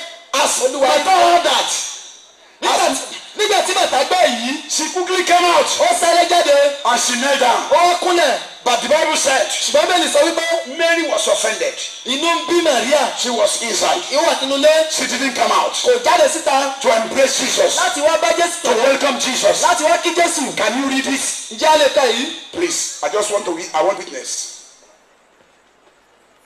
Oh, yeah. Then Martha, as soon as she heard that Jesus was coming, went and met him, but Mary was still in the house. As soon as Martha heard that Jesus news reached her, she came out anyhow. So, oh, he's our Lord. But Mary felt offended. Nítorí náà nígbà tí Màríà gbọ́ pé Jésù ń bọ̀, ó what jáde lọ pàdé rẹ̀. Ṣùgbọ́n Màríà jókòó nínú What is ilé. the benefit of his coming now? Kini- After all, kini- when the problem kini- was sick, we called him. He didn't come. It is now when the problem was out of hand that he came. Mary, Nígbà tí ìṣòro náà ò tí ì pọ̀, a pè é, ṣùgbọ́n bàtí ó ti wá pọ̀ báyìí, ó wá ń bọ̀, kí ló fẹ́ wá ṣe? Mary felt offended. inú bí Maria. She didn't come out. Kò jáde wá. But Martha came out Ṣùgbọ́n Màtá jáde. with allegation and complaint. Pẹ̀lú ìfi ẹ̀sùn. Àti complaint. Àti complain. What does he say?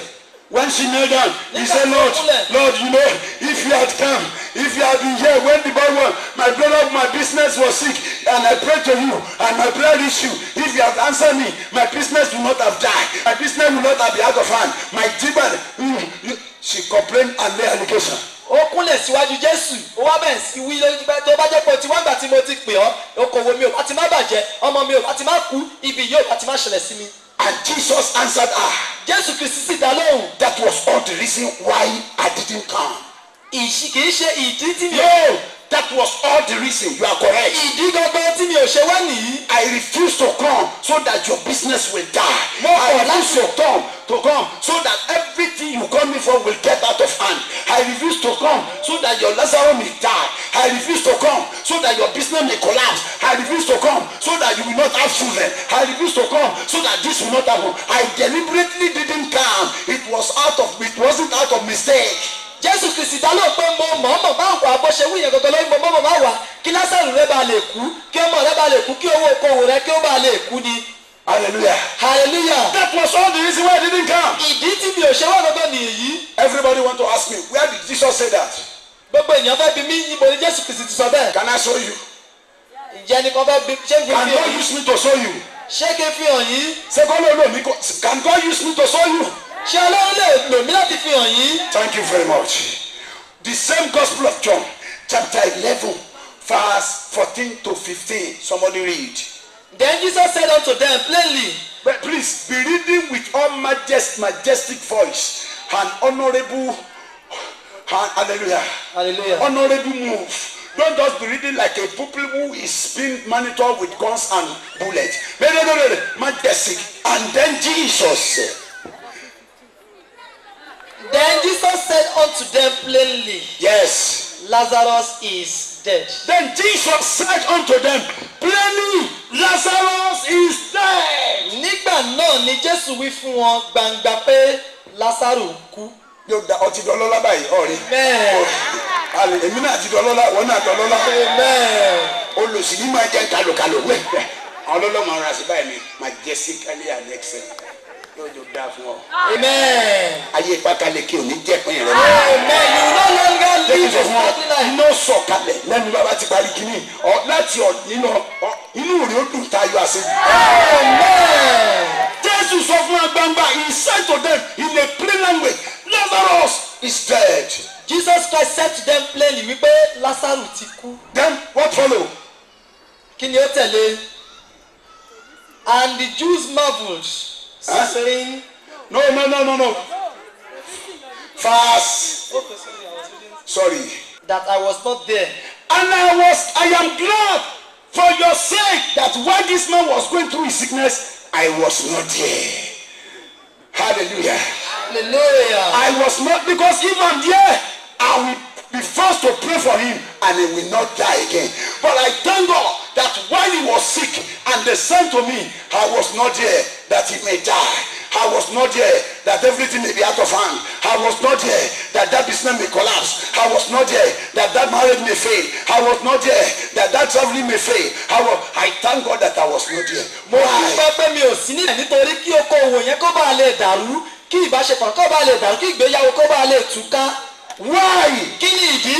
Because nítorí the sickness, àìsàn ni, the problem, àìṣòro ni, the catastrophe, ìjápọ̀ predicament, pẹ̀lú ìpín ni, fiasco, ìpín ni, the hulabaloo, gbogbo ìdàrú ni, the bandage, ìdè ni, the captivity, ìdè ni, the bitterness, the attack that you are going through. Eléyìí tí ò ń dojú kọ. It's not for anybody's glory. Kì í ṣe fún ògo It's for the glory of the King of Kings. Fún ògo ọba àwọn ọdún. It's for the glory of the Lord of Fún ògo Lords. Ọlọ́run àwọn Ọlọ́run ni. That God wants to take all the glory. Ọlọ́run fẹ́ gba gbogbo ògo. He never wanted to share the glory with Ó anyone. pín ògo rẹ̀ pẹ̀lú ẹnikẹ́ni. He never wanted to share the glory with Ó pín anyone. ògo rẹ̀ pẹ̀lú ẹnikẹ́ni. So he did not come. Kò wá. When Lazarus was sick, Nígbà tí Lásárù ṣàìsàn. what happened? Kí ló ṣẹlẹ̀? When Lazarus was sick, Nígbà tí Lásárù ṣàìsàn. it was the culture of Jews. Culture. àṣà àwọn Júù. When anybody is sick, Nígbà tí ẹnikẹ́ni bá ń ṣàìsàn, they will call elders wọ́n á pe àwọn àgbààgbà to use oil, to pray in oil and smear his body.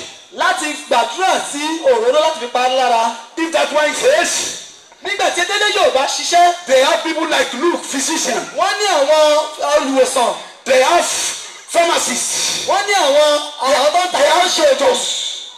They have doctors. wọ́n ní àwọn dókítà, They've applied everything. wọ́n ti lo ohun gbogbo. The priests have prayed for Lazarus. Àlùfáà ti gbàdúrà fún Lásárù. They've applied oil. Wọ́n ti fi òróró pa. The physician has attended to him. Àwọn olùwòsàn ti fòwòsàn, wọ́n ti They bẹ́ẹ̀ láti tried their ṣe. possible best. Wọ́n ti ta gbogbo ẹgbẹ́ wọn. In the process, Nípasẹ̀ èyí, they invited Jesus. wọ́n pẹ́ṣẹ́ sí Jésù. And Jesus saw what he was Jésù happening. fèsì wá rí. If I reach Tí there mo bá délẹ̀, and I pray, mo sì gbàdúrà. it was no physician that will do it. Kì í ṣe olùwòsàn ní It òwòsàn. is my prayer that will do Àdúrà it. mi ní yóò wòsàn. If I reach Mo there délẹ̀, and I tí pray, mo sì gbàdúrà. it is not oil that will do it. Òróró ní yóò It wòsàn. is my prayer that will Àdúrà mi do ní it. yóò ṣe. Not even my prayer. Kì í ṣe àdúrà mi It is my presence ìfarahàn mi that will do it. yóò ṣe. If I reach Tí mo there débẹ̀, and I tí pray, mo sì gbàdúrà. it was not drugs, Kì í ṣe ògùn tablets tàbí ògùn that they are given to him tí a ti ẹnikẹ́ni ti fún that will do it. yóò ṣe. It is my presence Ìgbàláyè mi that ni will do it. yóò ṣe.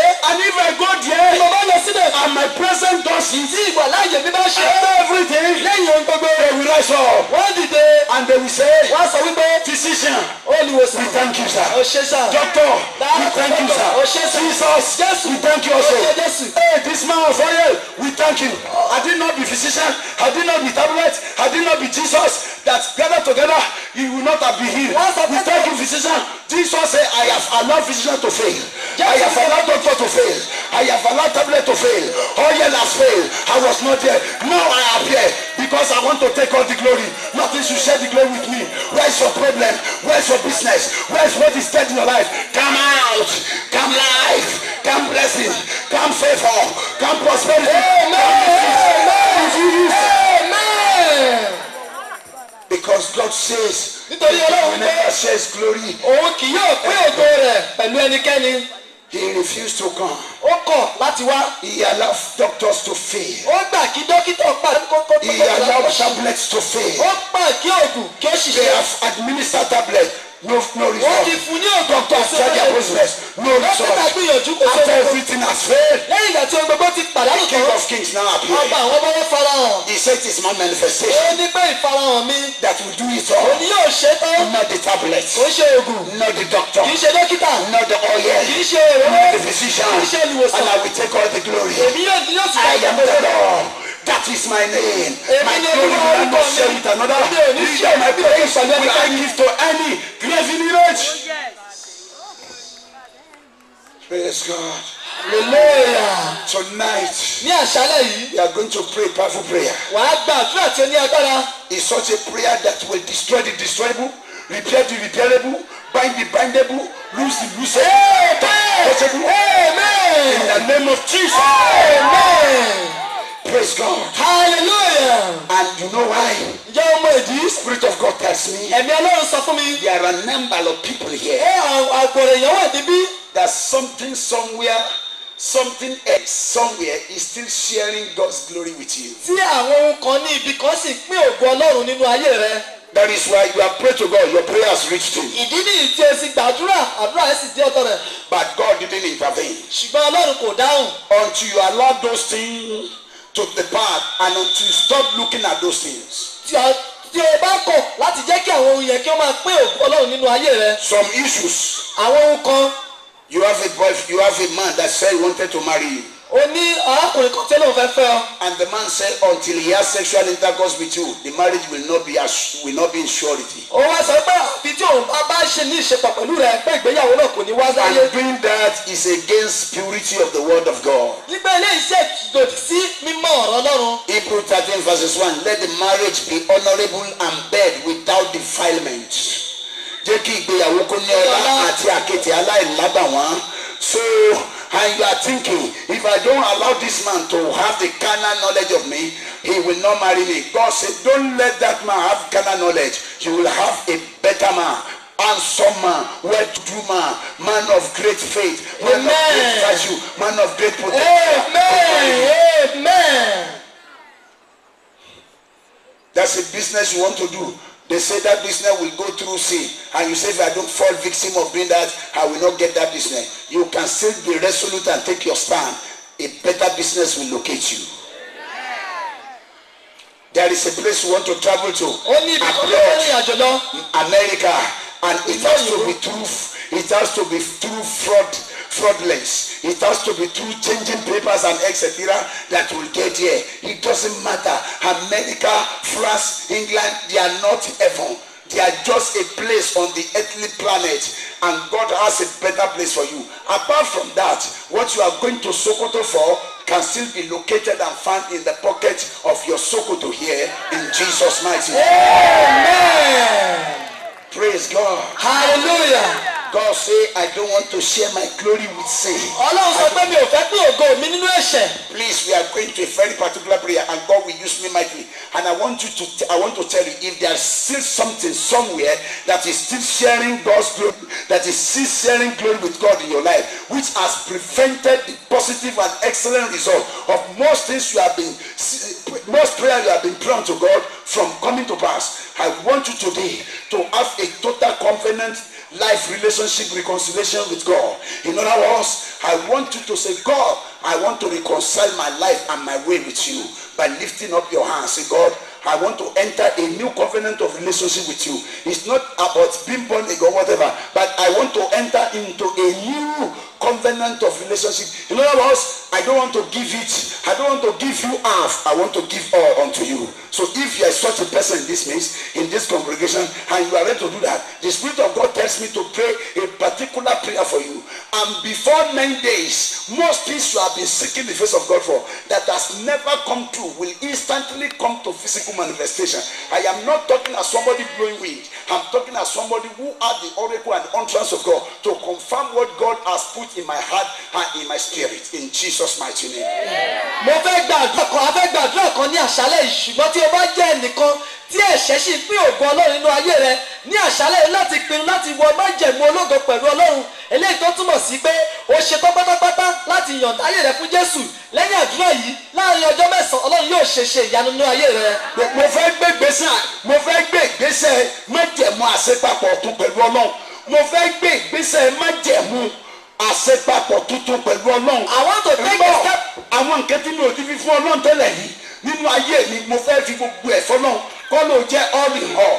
Nítorí náà gbọ́ Ọlọ́run ló sọ fún mi pé ọ̀pọ̀lọpọ̀ nǹkan tó ti ń gbàdúrà sí látijọ́ yìí tí ò tí ì wáyé níwájú ẹjọ́ dọ̀run àtàyídà sọ fún mi.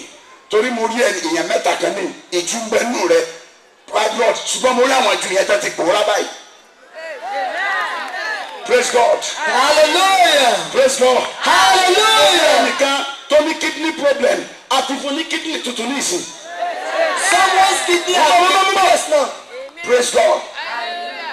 Mo rí ẹnìkan abẹ́ rẹ̀ ń ṣe ẹ̀jẹ̀ láì nídìí ó sì ń rùn burúkú. Mo rí tá a fi ìka iná Olódùmarè ká abẹ́ rẹ̀ gbogbo burúkú yẹn sì kì í ná dànù. Àwọn àṣẹ inú ọ̀rọ̀ ìmọ́lẹ̀ ìríran ọ̀run là ń sọ fún ọ yìí. Hallelujah. Hallelujah. Mo rí ẹnìkan ní ìsìn ẹsẹ̀ òsì rí àtẹ́lẹsẹ̀ òsì rẹ̀ ó máa ń tán fọ́ láì nídìí àti wọ́sàn ní ìsìn. Ìyá ẹ̀kọ́ dẹ mẹ́ta mẹ́jù lẹ́tọ̀ tẹ̀mọ́lẹ̀ tó ń fa gbogbo ẹ̀ àti dáná sun. Amen. Praise God. Hallelujah. Ẹnìkan bẹ níbẹ̀ yẹn nǹkan bí oṣù mẹ́ta mẹ́rin ìní orí rẹ̀ túlù ní máa dùn tó bá tún jáde ó lọ. Ẹni tó fi orí yìí kàn ọ́ níwájú ẹni tó dọ̀rùn àtàyè à ń fi ẹ̀dá náà hàn mí ní sè yá àpèjì ni àti tí a gbọ́dọ̀ sórí rẹ̀. Amen. Praise God. Hallelujah.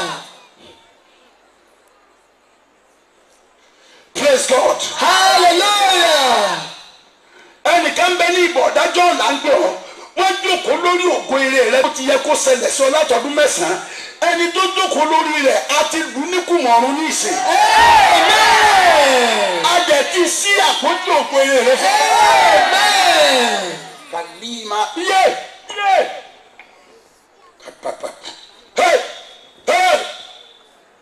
Yìlàmà sẹ́ńtórì màràbà ràkébùsì dẹ̀ pọ́lì mìíràn. Ẹnìkan bẹ ní ọmọ ọ̀dọ̀ tó ń gbé tì ọ́ ẹ̀mí alákàní ń kó jọ sọ́dọ̀ rẹ̀ mo wá rí tá a lu gbogbo alága yẹn ní pọ́npọ́n mo bèrè pé kí ni ìtumọ̀ alága yìí ọlọ́run ní gbogbo èèyàn tí ó máa bọ́ ọ̀sẹ̀ papọ̀ àwọn aláìní lárí sáátẹ̀ rírí kẹ̀kẹ́ lọ́dọ̀ wọn ni ó máa pàdé àwọn ẹlẹ́ni àkísà apárẹ́ lónìí nínú ayé rẹ̀. ọmọ ọ̀dọ̀ yẹn ọlọ́run sọ pé kó tó sùn mẹ́ta yóò kú ẹ̀kọ́ ní. pàlẹ́ máa ṣe lónìí tó bá wà ní ọní ọ̀fẹ́ fi gbogbo ẹ̀ fún ọlọ́run pátápátá.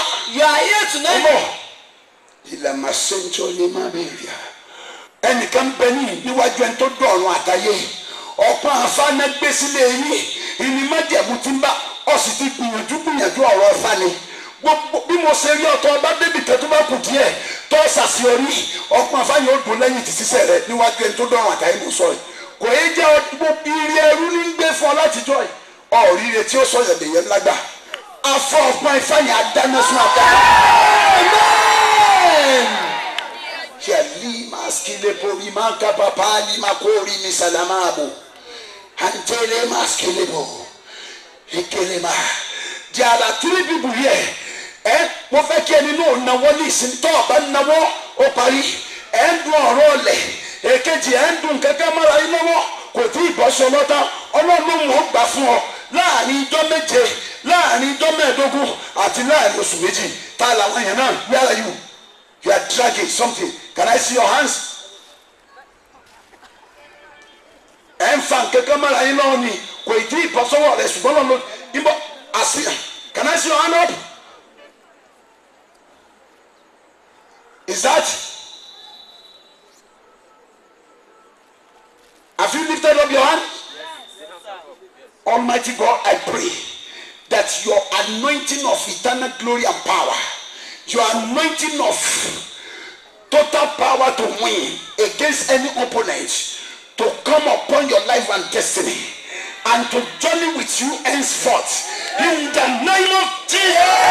Amen. You are a winner and more than a conqueror. Amen. Henceforth, no man, no woman on anything you desire will win against you. Amen. It is settled. Amen. You are a possessor of the gates of your head. Amen. Let you know agbára tó dọ̀rùn àtayé àṣẹ ẹni tí ń jẹ́ mi ní èmi ni kó darapọ̀ mọ́ ayé rẹ àti ìrìn àjò ayé rẹ. Amen. Níbí ní àṣálẹ́ yìí ọwọ́ á rí i pé lóòótọ́ o gbọ́dọ̀ fi gbogbo ẹ̀ fún Jésù pátápátá. And you have realized that truly you must give it all to Jesus. Kí àdúrà rẹ tó lọ́dọ̀ rẹ̀ kó lè dá sí fún ọ lónìí. So that your prayer that has already gotten to him can be answered today. Pé ọ̀tún gbọ́dọ̀ wo nǹkan míì fún ìrànlọ́wọ́ mọ́. That you must not be involved in any other thing again. Ọ̀fẹ́ wọnú májẹ̀mú àṣepapọ̀ tuntun pẹ̀lú Ọlọ́run. You want to enter into a divine and new covenant with God. Ọwọ́ àbí lónìí ọ̀fẹ́ ṣe bẹ́ẹ̀. You are here tonight and you want to do that. Ní ìṣẹ́jú kan. Within a minute. Náwó rẹ̀ sókè kábàdúrà.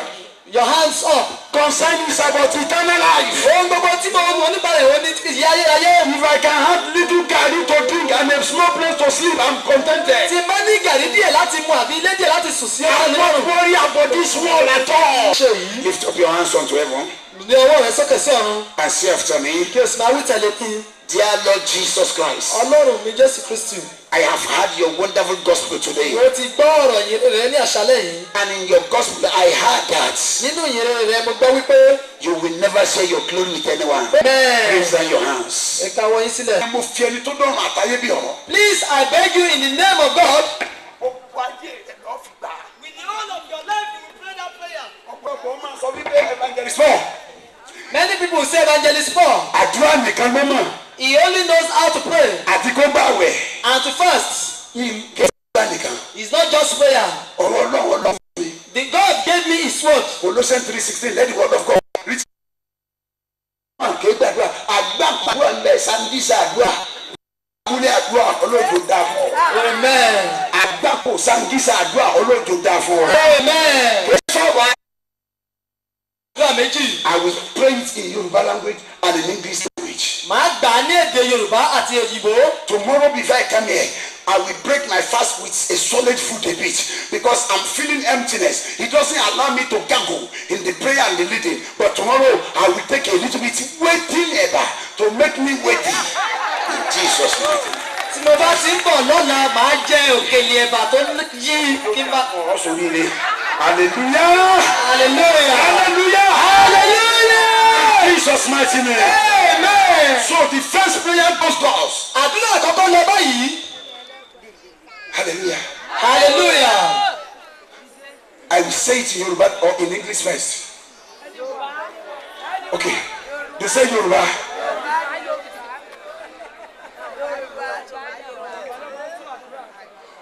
Gbogbo ẹnikẹ́ni ní abẹ́ ọ̀run ayé yìí. everyone under the voice of his.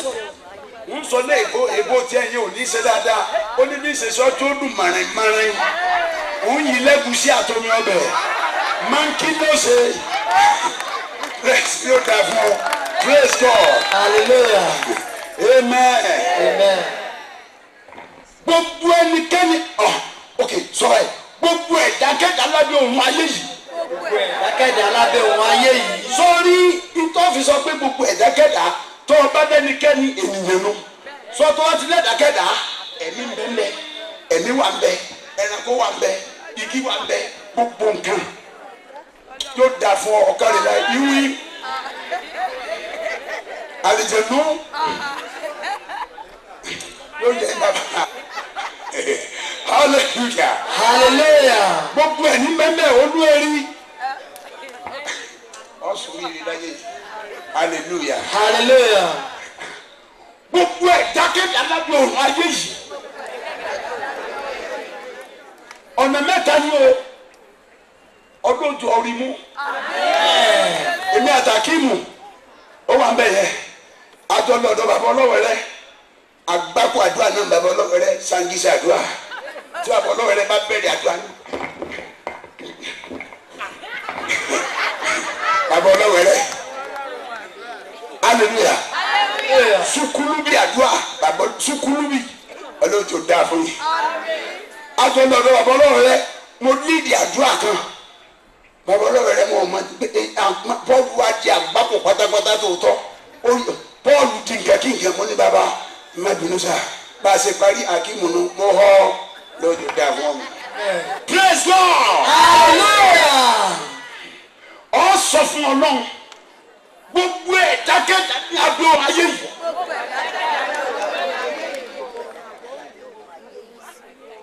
Tó ti ṣe mí lóore. tó ti ṣe mí lóore. Tó ń ṣe mí lóore. tó ń ṣe mí lóore. Tó fẹ́ ṣe mí lóore. tó fẹ́ ṣe mí lóore. Ó di mélòó? ẹni mẹ́ta. Past tense, present tense continuous, and future tense. Àbí bẹ́ẹ̀ kọ́?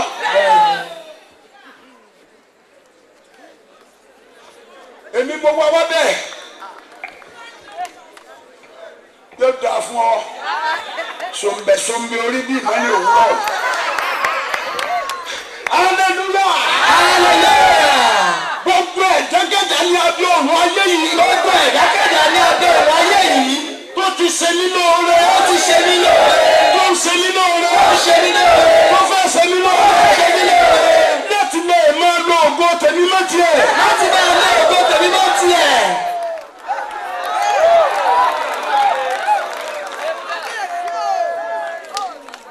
Ẹ̀mí mímọ́. ẹ̀mí mímọ́. Iná òun fáyé rẹ̀. inú ọ̀run fún ayé rẹ̀ yá. Èmi. Ẹ̀mí mímọ́. ẹ̀mí mímọ́. Iná òun jákò ẹ̀mí rẹ̀. inú ọ̀run jẹ́ àpò ẹ̀mí rẹ̀. Èjì. Ẹ̀mí mímọ́. ẹ̀mí mímọ́. Iná òun kan ní kó àkàbà. inú ọ̀run kò ní kọ́ àkọ́pá. Ẹ̀ta. Ẹ̀mí mímọ́. ẹ̀mí mímọ́. Iná òun lọ sí ìkàwé ayérayé. inú ọ̀run lọ sí ìpàrọ̀ ayẹyẹ. Ẹ̀yin. ẹ̀rí. Ẹ̀mí mímọ́. ẹ̀mí mímọ́. Tí ó yẹ ẹ̀ ṣòfò. kí ayé rẹ̀ ṣòfò. Odi mélòó?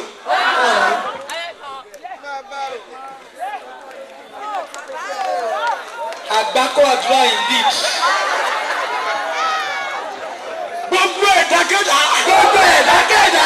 Ní abẹ́ ọ̀run ayé yìí. lábẹ́ ọ̀run ayé yìí. Tó ti ṣe mí lóore. tó ti ṣe mí lóore. Tó ṣe mí lóore. tó ṣe mí lóore. Tó ṣe mí lóore. tó ṣe mí lóore. Láti lo ògo tẹ̀. láti lé ògo tèmi mọ́ tiẹ̀. mọ́ tiẹ̀. Ẹ̀mí mímọ́. ẹ̀mí mímọ́. Tí iná ọ̀run fáyé inú rẹ̀. ọ̀run fún ayé rẹ̀ yá. Ẹ̀mí mímọ́. ẹ̀mí mímọ́. Tí iná ọ̀run jẹ́ ọkọ̀ yìí. inú ọ̀run jẹ́ ẹ̀kọ́ mi. ẹ̀mí mímọ́. Tí iná ọ̀run kẹ́lí inú fájá. ọ̀run jẹ́ ẹ̀kọ́ mi. Ẹ̀mí mímọ́. ẹ̀mí mímọ́. Tí iná ọ̀run lọ sí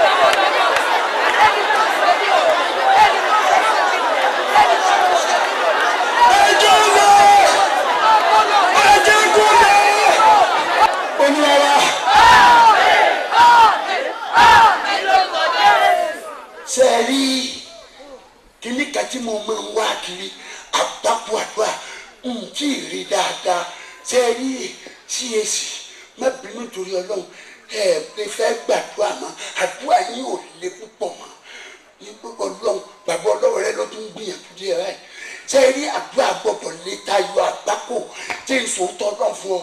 If you pray a usual prayer, you will have a usual blessing. For you to have an unusual blessing requires an unusual prayer. I'm coming. Unusual prayer only will not do it. Or unusual prayer alone will not do it. You pray unusual prayer with an unusual anointing. I will tell you the meaning of unusual anointing. If you have been fasting one day and you are breaking with red food, oil and pepper and everything, it's a stage of anointing. Red fire anointing. You can switch to white, blue fire anointing. Blue flame. That is white fasting. If was a measure of anointing of white fasting cannot do it, switch off to white fire anointing. That is dry. If dry will not do it, switch out to 7 days and only water. Spirit fire anointing. I tell you, unusual prayer with an unusual anointing cannot do it alone. But that is to men. But to you, all what you need is unusual prayer. You don't need unusual anointing. It's enough for you to be less of the unusual. Men of God goes beyond the unusual prayer with unusual anointing. You do the unusual prayer with the unusual anointing plus the unusual sacrifice. Hallelujah. That is still not enough. Hallelujah. And you apply, you put on, you set up unusual sacrifice in an unusual place. Yeah, unusual place. The day God told Abraham, you have been offering ram, goat before me.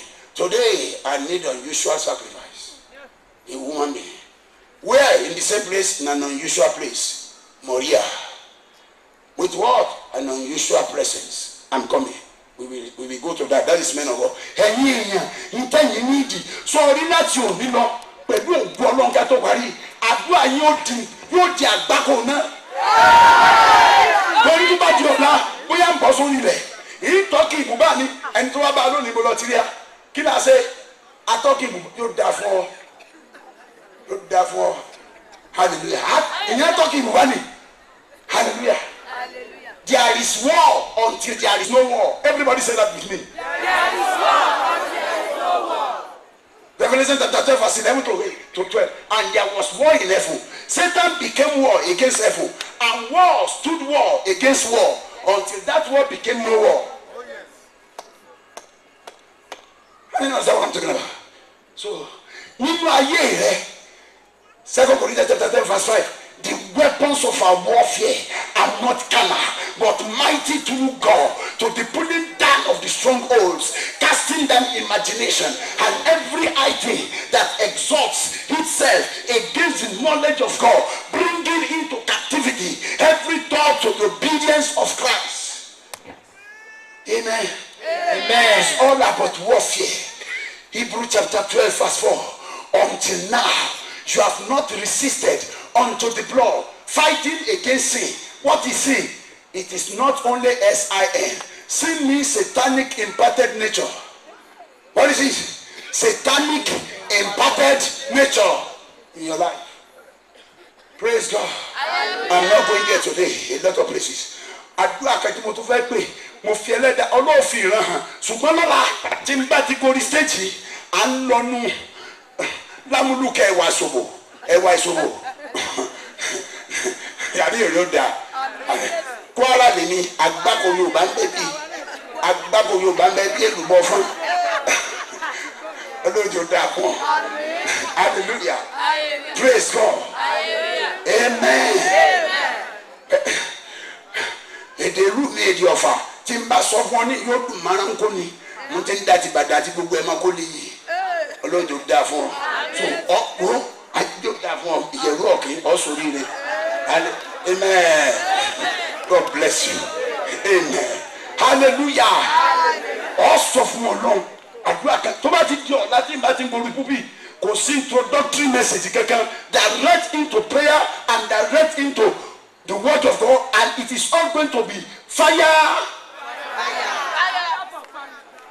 People say fire for fire. I don't take the ideological word of the worldly people to dress my message of God. No. If the worldly people by police could come out and say fire for fire, I must have my Holy Ghost inspired word to design my own. So when I wanted to bring out my own, I say if I say fire for fire, it will be ridiculous and it will be tolerating insult. Your mama, if you know, was it not used by police? Can't you design your own? I don't want to be a follower of the ideology of this world. I want to be originally a pacesetter of things of great innovation, so that in the knowledge of the thinking, people will look unto God's glory and will look unto me to the glory of God in Jesus' mighty name. Yeah. Praise God. Hallelujah. Therefore, when I wanted to design my own, I said, I pick it from Leviticus chapter 10 verses 1 to 2, and Nadab and Abihu, the two sons of Aaron, each of them put their incense into censer and over a strange fire before the altar of God, and fire came from the presence of God and consumed them and their fire. I said, what can I say? Is it about fire for fire? God said, change it. How do I say it? Fire against fire. Hallelujah. Hallelujah. Hallelujah. Hallelujah. Instead of me to be the policeman ideological follower, ideology follower, I don't know. God will bless you. I want to name one called a Christian. That is going fellow. We don't want to get Jesus. We don't. Bagudu. Ronu di leko. Kobi tebobe. It will be very innovative. You'll be accredited for it. Not just to think shallow, to think just praise God. The second prayer, tomorrow be ready by God's grace. It's going to be fast, and it is going to be fully result oriented. Say amen. Adua elekeji. Inpe adua kani ola. Say that is no mo fi Ọlọ́run be ni. Bí àdúrà wo se mo se ri njon e da padà síbẹ̀. Kò sí en tó lè gbàdúrà tó wo se mu gbogbo ayé. Baba Balare ni Baba Balare njo tó lọ Baba Balare hàn mí. Kìkì na mori mo wá rí bàbá Kúmúyì kìkì mọ́lẹ̀ mo wá rí ìmọ̀ pé ní ọ̀dọ̀ bàbá Bádàrí mo wá béèrè Ọlọ́run ní iná lọ Bádàrí Kúmúyì ní mọ́lẹ̀ mo ní kíni Ọlọ́run ní iná ní bí ìmọ́lẹ̀ mo ní kíni Ọlọ́run ní oòrùn ló bí òṣùpá ẹ̀yà reflection oòrùn ìní tí ń bẹ lára òṣùpá Ọlọ́run ní bí Kúmúyì ó lágbára Kúmúyì ẹ̀ gbọ́dọ̀ bàbá Bádàrí yóò parun pé sàmánsá ń kúdù àgbákò ní iná yóò rún sọnù ní kó máa ṣe jẹ́jẹ́ ní kó máa praise God. Ó ní Jésù lóòrùn gbogbo ẹ̀yìn yóò kó òṣùpá ní bí Kúmúyì ṣe jẹ́ nù. Jọ́nà lọ́lọ́run ọ̀fà ni mo wà tí mo ríran yẹn wọ́n á ti ní bàbá Bádàrí lé ní máa ọlọ́mọdé bàbá ò sọ̀rọ̀ sọ sínú ẹ̀ ní bàbá bàbá. Hallelujah. Olóòjò dáa fún ọ. Gbogbo ẹni tó lè gbàdúrà Nàìjíríà ìpátá tó ní ìnísí táǹpẹ ní Pentecostal inspiration of Holy Ghost power ó gbà látọ̀dọ̀ CAC. And that is why that the visako gbogbo bí a bá wà, because if you forget the source of the glory of your life, you will dry up. It will not be my portion. In Jesus' mighty name. But we can still come back and rekindle fire in you. Do you know that? Àwọn ìbòló missionarize wa ní. Àbáwọn kọ́ wọ́n ti sùn náà àwọn àdàtún padà lọ missionarize wọn. So kìí ṣe ìjọba Ọlọ́jọ́ dà fún ọ. Ẹ jẹ́ káàdúrà yóò lè sí àdúrà kẹta gbà ní. Lọ́la kí n tó bẹ̀rẹ̀ ní kíákíá bí Ọlọ́run àlàyé tilẹ̀ àdúrà márùn-ún tó lè làgbà. Ó lè jù bẹ́ẹ̀ lọ pàtìmúrò ọ̀rìn ìjọ lọ́la. Ọ̀ sọ pé ọtí ìgbàlúwà má jẹ́ sọ fún náà gbogbo ẹ̀dákẹ́dá lábẹ́ òun ayé yìí. Fòsókè. Hallelujah. Amen. Gbogbo ẹ̀dákẹ́dá lábẹ́ òun ayé yìí. Tó wà nídìí ogun tó ń jà ayé yìí. Gbogbo bí ti jẹ́ ẹnìkan ní sàbẹ̀ǹtì ogun tó ń jà. Àbí bẹ́ẹ̀ kọ́? Gbogbo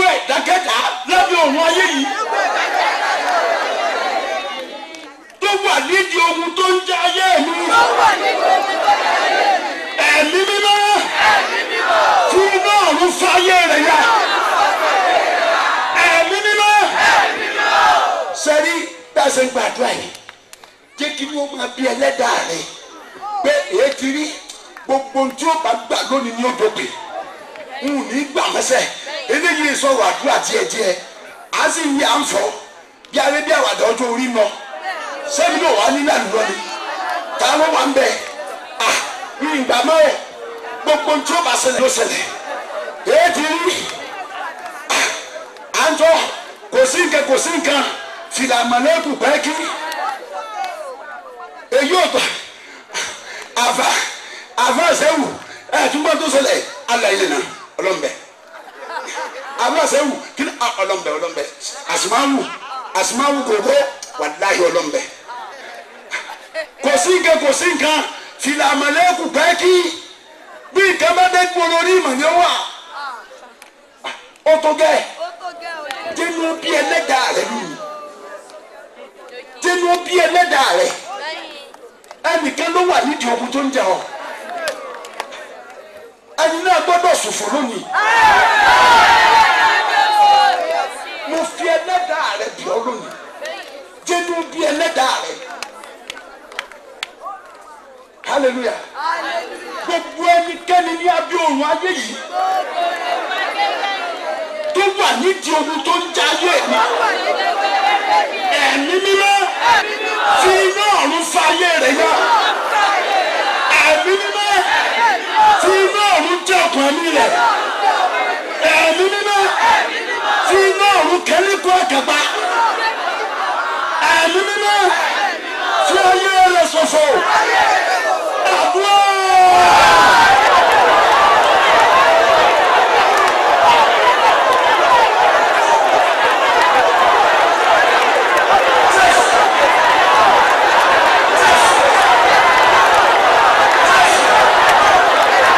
Favor that opens the door to the earthly blessings and favor.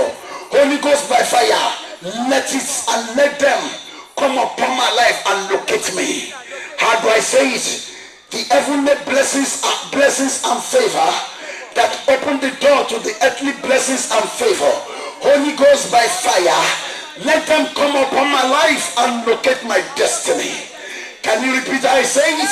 Sọ fún Ọlọ́run ìbùkún àti ojúrere ọ̀run tí sílẹ̀kùn ìbùkún àti ojúrere ayé jẹ́ kí owó ayé mi rí ní àṣálẹ́ yìí. Ọjọ́ ẹ̀pọ̀ yọ̀ọ́ ń tẹríba torí àgbákò Yorùbá ọ̀yọ́pọ̀ ìlú òjẹ̀ Kwara olóòjò dá fún ọ àwọn ọ̀fà lakọ Kwara olóòjò dá praise God. Ìbùkún ọ̀run tí sílẹ̀kùn fún ìbùkún táyé ẹ̀rí bẹ́ẹ̀. Ìbùkún ọ̀run tí sílẹ̀kùn fún ìbùkún táyé. Ojúrere ọ̀run tí sílẹ̀kùn fún ojúrere táyé. Ẹ̀mí mímọ́ fi iná ọ̀run náà sínú ayé mi. Ìbùkún ọ̀run tí sílẹ̀kùn fún ìbùkún táyé. Ojúrere ọ̀run tí sílẹ̀kùn fún ojúrere táyé. Ẹ̀mí mímọ́ fi iná ọ̀run náà wọ́n sínú ayé mi. The heavenly blessings and favor that open the door to the earthly blessings and favor. Holy Ghost by fire, send them upon my life. Let them locate my destiny. Say, Odiye, say that ìbùkún ọ̀run tí sílẹ̀kùn fún ìbùkún táyé. Àánú ọ̀run tí sílẹ̀kùn fún àánú táyé. Ẹ̀mí mímọ́ tí iná ọ̀run rán wọn sínú ayé yìí. Ẹ̀dúró. Àwọn àtàyé mo rí tẹ́ gbé ọmọ tuntun fún yín. Kò síbi tí a ti lù mí. Ntí èdè kẹ́ máa yí nǹkan ni pé tẹ́ ẹ bá ti rí àwọn wòlíì abúrakadàbúrà tí ó máa ní ẹ múròró wá tí ó máa bá wọn sùn létí tí olórí burúkú wòlíì torí pé mo ti ṣe gbogbo wọn inú dànù ńgbà mo jẹ́ sèkì ní Kwara àti ní Kano inda aka ce komai ta wannan siyasa akan wannan atayi wannan wallahi na taba yi a cikin arewa kuma a lokacin da nake a cikin addinin musulunci yanzu kuma ga ne aka kawo ne a cikin wannan askin na Annabi Isa to wannan abuwa tabban baya ce àwọn kan àtijọ́ ni a gbọ́dọ̀ sí mẹ́mẹ́lẹ́. Praise God. Hallelujah.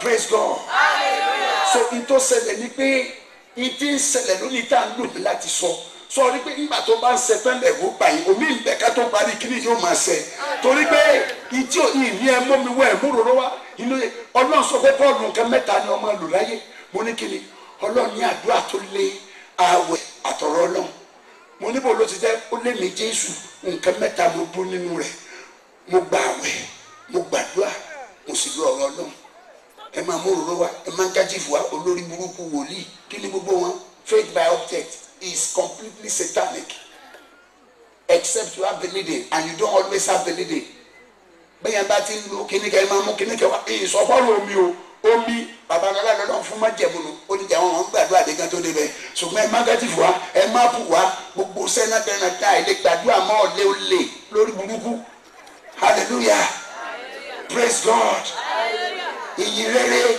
is the word praise God. Anything of faith that you see is no more faith. Praise God. He sent for his word and it healed them and delivered them from their destruction. Ọlọ́jọ́ dá fún ọ. Ọ̀rọ̀ la fi dá gbogbo nǹkan. Níta àfọ̀rọ̀dá ọ̀gbọ́dọ̀ tó máa sá lọ bá ọ̀rọ̀ ni ó sá lọ bá. Jésù sì lọ̀rọ̀ náà. So n tí mò ń sọ fún ọ, àwọn 20 lẹ́yìn náà fún lọ́mọ ní ìsìn. Mo rí àwọn èèyàn mẹ́fà tó fẹ́ kú òun lé tán wà. Ọlọ́run ní kéèyàn méjì o má ti kú o ẹ̀yin mẹ́rin ibi tuntun tẹ́ ẹ̀ lọ tó lógo Ọlọ́run o ti pèsè rẹ̀. Praise God. Hallelujah. Hallelujah. Hallelujah. Mo rí àwọn èèyàn méjì kan ẹlẹ́ẹ̀kẹta ìdajì ni ìwọ àti ìyàwó rẹ ọtí níyàwó mi síta ọ̀n complain rẹ ò sì jẹ̀ níwù kì í sùn dodo ọ̀dọ́kọ ní í ṣe ọ́.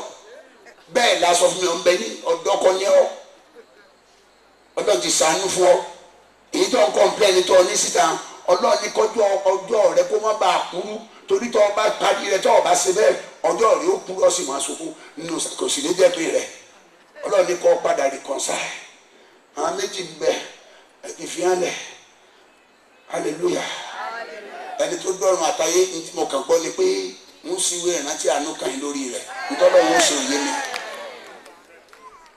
Ọlọ́run ló yẹ praise God torí èmi a máa lọ nú ẹ̀mí gidi gan kó tó di pé ọ̀dàná àwọn abáǹkan lọ praise God amen mo rí mírọ̀ ńlá tó ń fi wo ẹnìkan bí ṣe ń lọ báyìí gbogbo bọ́ọ̀sì pa níwájú ẹni tó dọ́nà àtàyè mírọ̀ ńlá yẹn wọ́n ti fọ́ níbi tán ti fi wò. Màmá ẹnìkan sáré nílùú rẹ̀ báyìí wọ́n ní ó wá. Wọ́n ti ń sọ díẹ̀díẹ̀ báyìí màmá rẹ̀ ọlọ́ọ̀ni ọmọ lọ ọwà ní tọ́ ọ bá lọ wọ́n pa ọ jẹ kì í ṣe gbọ́ ọ̀kú bẹ́ẹ̀ wọ́n gbé gbogbo nǹkan sí ọ lára yìí tẹ́lẹ̀ ọba máa yí kò ní jẹ́pin rẹ̀. Praise God ń bẹ ní hallelujah yóò dáa fún ọ praise God ẹni tí màmá rẹ̀ ń bẹ tó bá ti ṣe fẹ́ kí tó parí nìṣẹ́ ọ̀sán rí wá èèyàn méjì ni ó gbàdúrà fún ọ torí dájú ṣètò torí bọ́lá ń fẹ́ sí ológun ńlá wọ́n sì fẹ́ ṣètò nǹkan yẹn láti bàjẹ́ ni ọwọ́ sáré wá hallelujah níwájú ẹni tó dọ̀ ọ̀run tó dá ayé Ọlọ́run fi gangan àmì ní tó ga jù mo wà ní rìdíìmù dọ́kan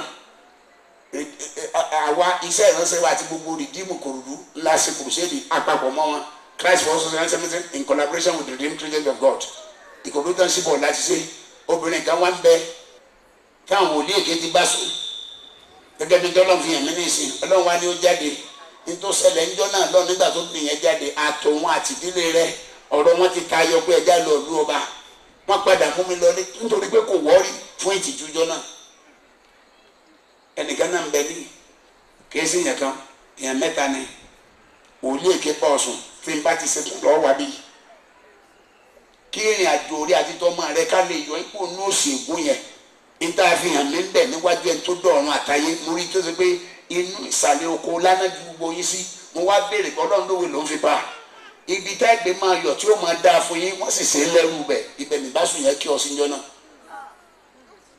ẹnìkan nù ẹnìkejì jàǹká wọ̀ cobwebs bọ́ọ̀sì fẹ́ dìde àtòkọ́ àti wá àtọkọ rẹ ẹni ń bá ní sí yín àwọn sì ń lo ti yín tí ìráyè dìde dòní Ọlọ́run fẹ́ yọ yín ẹnìkẹta gbogbo omi tó ń san wá wájú yín tó jẹ́ kó jẹ́ omi fún tẹ́ẹ̀rí lò omi àgbàrá tí ń gbé pàǹtírí ni tí ò sí lò nǹkan nǹkan jọ náà ni ẹ̀yin mẹ́tẹ̀ẹ̀fẹ́ wà bí kò sí ọ̀rọ̀ tìjú hallelujah kò sí ọ̀rọ̀ tìjú láíláíláíláí praise God èmi tí mo jẹ́ ìránṣẹ́ Ọlọ́run kò sí nǹkan kan tí n bá ṣe mo lọ sí Kútọ́nù lọ́dọ̀ Reverend Robert òun ni chọ́ọ̀chì tó tóbi jù sí kejì ní gbogbo Kútọ́nù ó pè ní Reverend Robert mo dé Kútọ́nù mo wàásù nígbà tí wàásù débi wàásù tán àwọn èèyàn ń pọ òkúta máa ń pọ ẹ̀jẹ̀ gbogbo ó fẹ́ jẹ́ pé gbogbo àga chọ́ọ̀chì yẹn ló fẹ́ fọ́ lúlulẹ̀ káàkiri ó wá kọjá àṣejù nínú àwọn adúró báyìí nígbà ó dalẹ̀ gbogbo aṣọ mi ti tutù ìgbà wọn mú mi lọ hòtẹ́ẹ̀lì wọn kò hòtẹ́ẹ̀lì náà Ricardo International nígbà mo débẹ̀ gbogbo ẹ̀kọ́ ní èsì ní kí n ṣe bàbà nǹkan dáadáa yóò kàn ọ́ báyẹ̀ bá wọnú ìnira tán tó bá rí bí ìtura inú rẹ̀ máa ń dùn mí tí mo wọnú èsì àti gbogbo pẹrifíìmù lẹ́fà ṣe ti ń já fọ́nfọ́n tí mo kó aṣọ tuntun lẹ̀ tí mo wọnú sáwà tó ṣe sẹ̀rẹ̀rẹ̀ sí mi lára ara mi gbẹ̀rẹ̀ ni mo ṣe mo sọ fún inú mi dùn mọ́ kí ọlọ́ hallelujah lẹ́sẹ̀kẹsẹ̀ mo bọ́ sórí bẹ́ẹ̀dì èsì ní dúpẹ́ mo bá tan tíìfì pín ní tíìfì bá so tíìfì ilẹ̀ wọn ní ẹ̀fàṣẹ́ mo bá rà wọn àwọn kẹta ń pè ní Tour de Paris tour cycle náà máa ń gùn motorcycle kẹ̀kẹ́ wọ́n máa gbòòrè kẹ̀kẹ́ race cycle race mo wá wo gbogbo olú France mo wo background rẹ̀ bó ṣe fine ní ọlọ́dàkùn ilẹ̀ Áfíríkà tó fine bí iṣẹ́ wò ó mo jẹ oúnjẹ tán gbé síwájú mi wọ́n gbé ní couscous ó dùn ràìràn bí òlìwájà bí mo ṣe jẹ yín tán hallelujah mo fi kíní kẹta ń pè ní vc bí lamalẹ́ẹ̀dì bí Coca-Cola ìyẹn náà tutù nínú mi ń dùn yẹn mo bá dún lórí bẹ́ẹ̀dì ní wo tv ní gbogbo ẹ̀ lórí sìgìrì mo ń dúpẹ́ lọ́wọ́ Ọlọ́run lẹ́sẹ̀kẹsẹ̀ bí tí ń gbé wo tv asòtítọ́ àgọ́ méjìlá àmọ̀tòtò àgọ́ méjìlá bí ṣe nínú níbi tv yẹn àfi pìlì tv báyìí mo ṣe yí báyìí mo kàn ọkùnrin àtobìnrin tóbìnrin wà ní wò tọkùnrin náà wà wò nọ́mbà múra wọn nọ́mbà ń bára wọn sùn wọn ni mo kọ́kọ́ sùn lé kéwé èmi tí mo wàá sùn ta wọn ni ìyá sùn mi là Ọlọ́run bàbí lọ́wọ́ èṣù irú èwo ni mo bá tv pè é hallelujah bí mo ṣe bá Ọlọ́run mo pátá lẹ́ni tí mo kíní kẹfà ni wọn ọ̀rí pé kíní náà dùn díẹ̀ ọ̀rọ̀ mú sonko lẹ́ǹdì pẹ́ẹ́sì ọ̀rí nǹkan ní dẹ́ntú wò díẹ̀ sí máa tó tán níwájú Ọlọ́run sọ fún un mo bá tó rọ àtàn nígbà mo tó tán mo tó lọ́pẹ́ èṣù ní ìkòtò pa kíní yẹn tó kíní ìdùn bọ́ọ̀lù mọ́ mo bá tó tó dọ̀rọ̀ àtàyè nígbà mo sì ó tó ìṣẹ́jú márùn-ún kí n tó pa ní bá wo ní bá ń dùn mọ́ ni ní bá fẹ́ pa mọ́ nígbà dẹ́ẹ̀kan lẹ́yìn má bá sọ fún mi pé Pọ́ọ̀lù wọ́n lọ àárín yìí láti mọ̀ ìwọ tó wàásù ọmọ pé sùn jẹ ọ yóò ta ọ̀fà ó bá yé mi mo kàn kúnlẹ̀ ni sẹ́rí bí mo ti kúnlẹ̀ ń lọ kẹ́ bí 12:15 after 12 mo gbàdúrà láti gbà náà di aago 5 ọjọ́ kejì mo sì sùn lọ bí mo ṣe gbàgbé nù nígbà òdìjọ́ kejì mo ní rẹ́fẹ́rẹ́ bẹ́ẹ̀ ẹlẹ́ni èṣù ní sẹ́yìn náà pẹ̀lú èyí ń bẹ́ẹ̀ bí ilẹ̀ gbé mi sí nígbà mo dé chọ́ọ̀chì kí n tó wàásù gbogbo èyí dunu pé ọ̀gá tó lọ kùn ní ẹ má wulẹ̀ dunu ọ̀gá yìí náà ti dẹ́sẹ̀ lánàá létí gbogbo yóò sílẹ̀ ǹjẹ́ ẹ máa pé mo wo ìhòòhò àwọn obìnrin àtọkùnrin tá ń ṣe olúweboro ń tò pàpíntò pìntò ń tò tí ń sì ń dùn mọ́ mi ẹ jẹ́ ń kúnlẹ̀ kẹ́ gbàdúrà ẹ bá gbàdúrà fún mi ìgbà náà lọ́nà tó ní wàásù tí n bá fi pamọ́ tí sọ sẹ́nìkan fọ́ mu mi but ẹ tó bá bọ ẹsẹ̀ rẹ̀ mọ́lẹ̀ kò ní sí rẹ̀.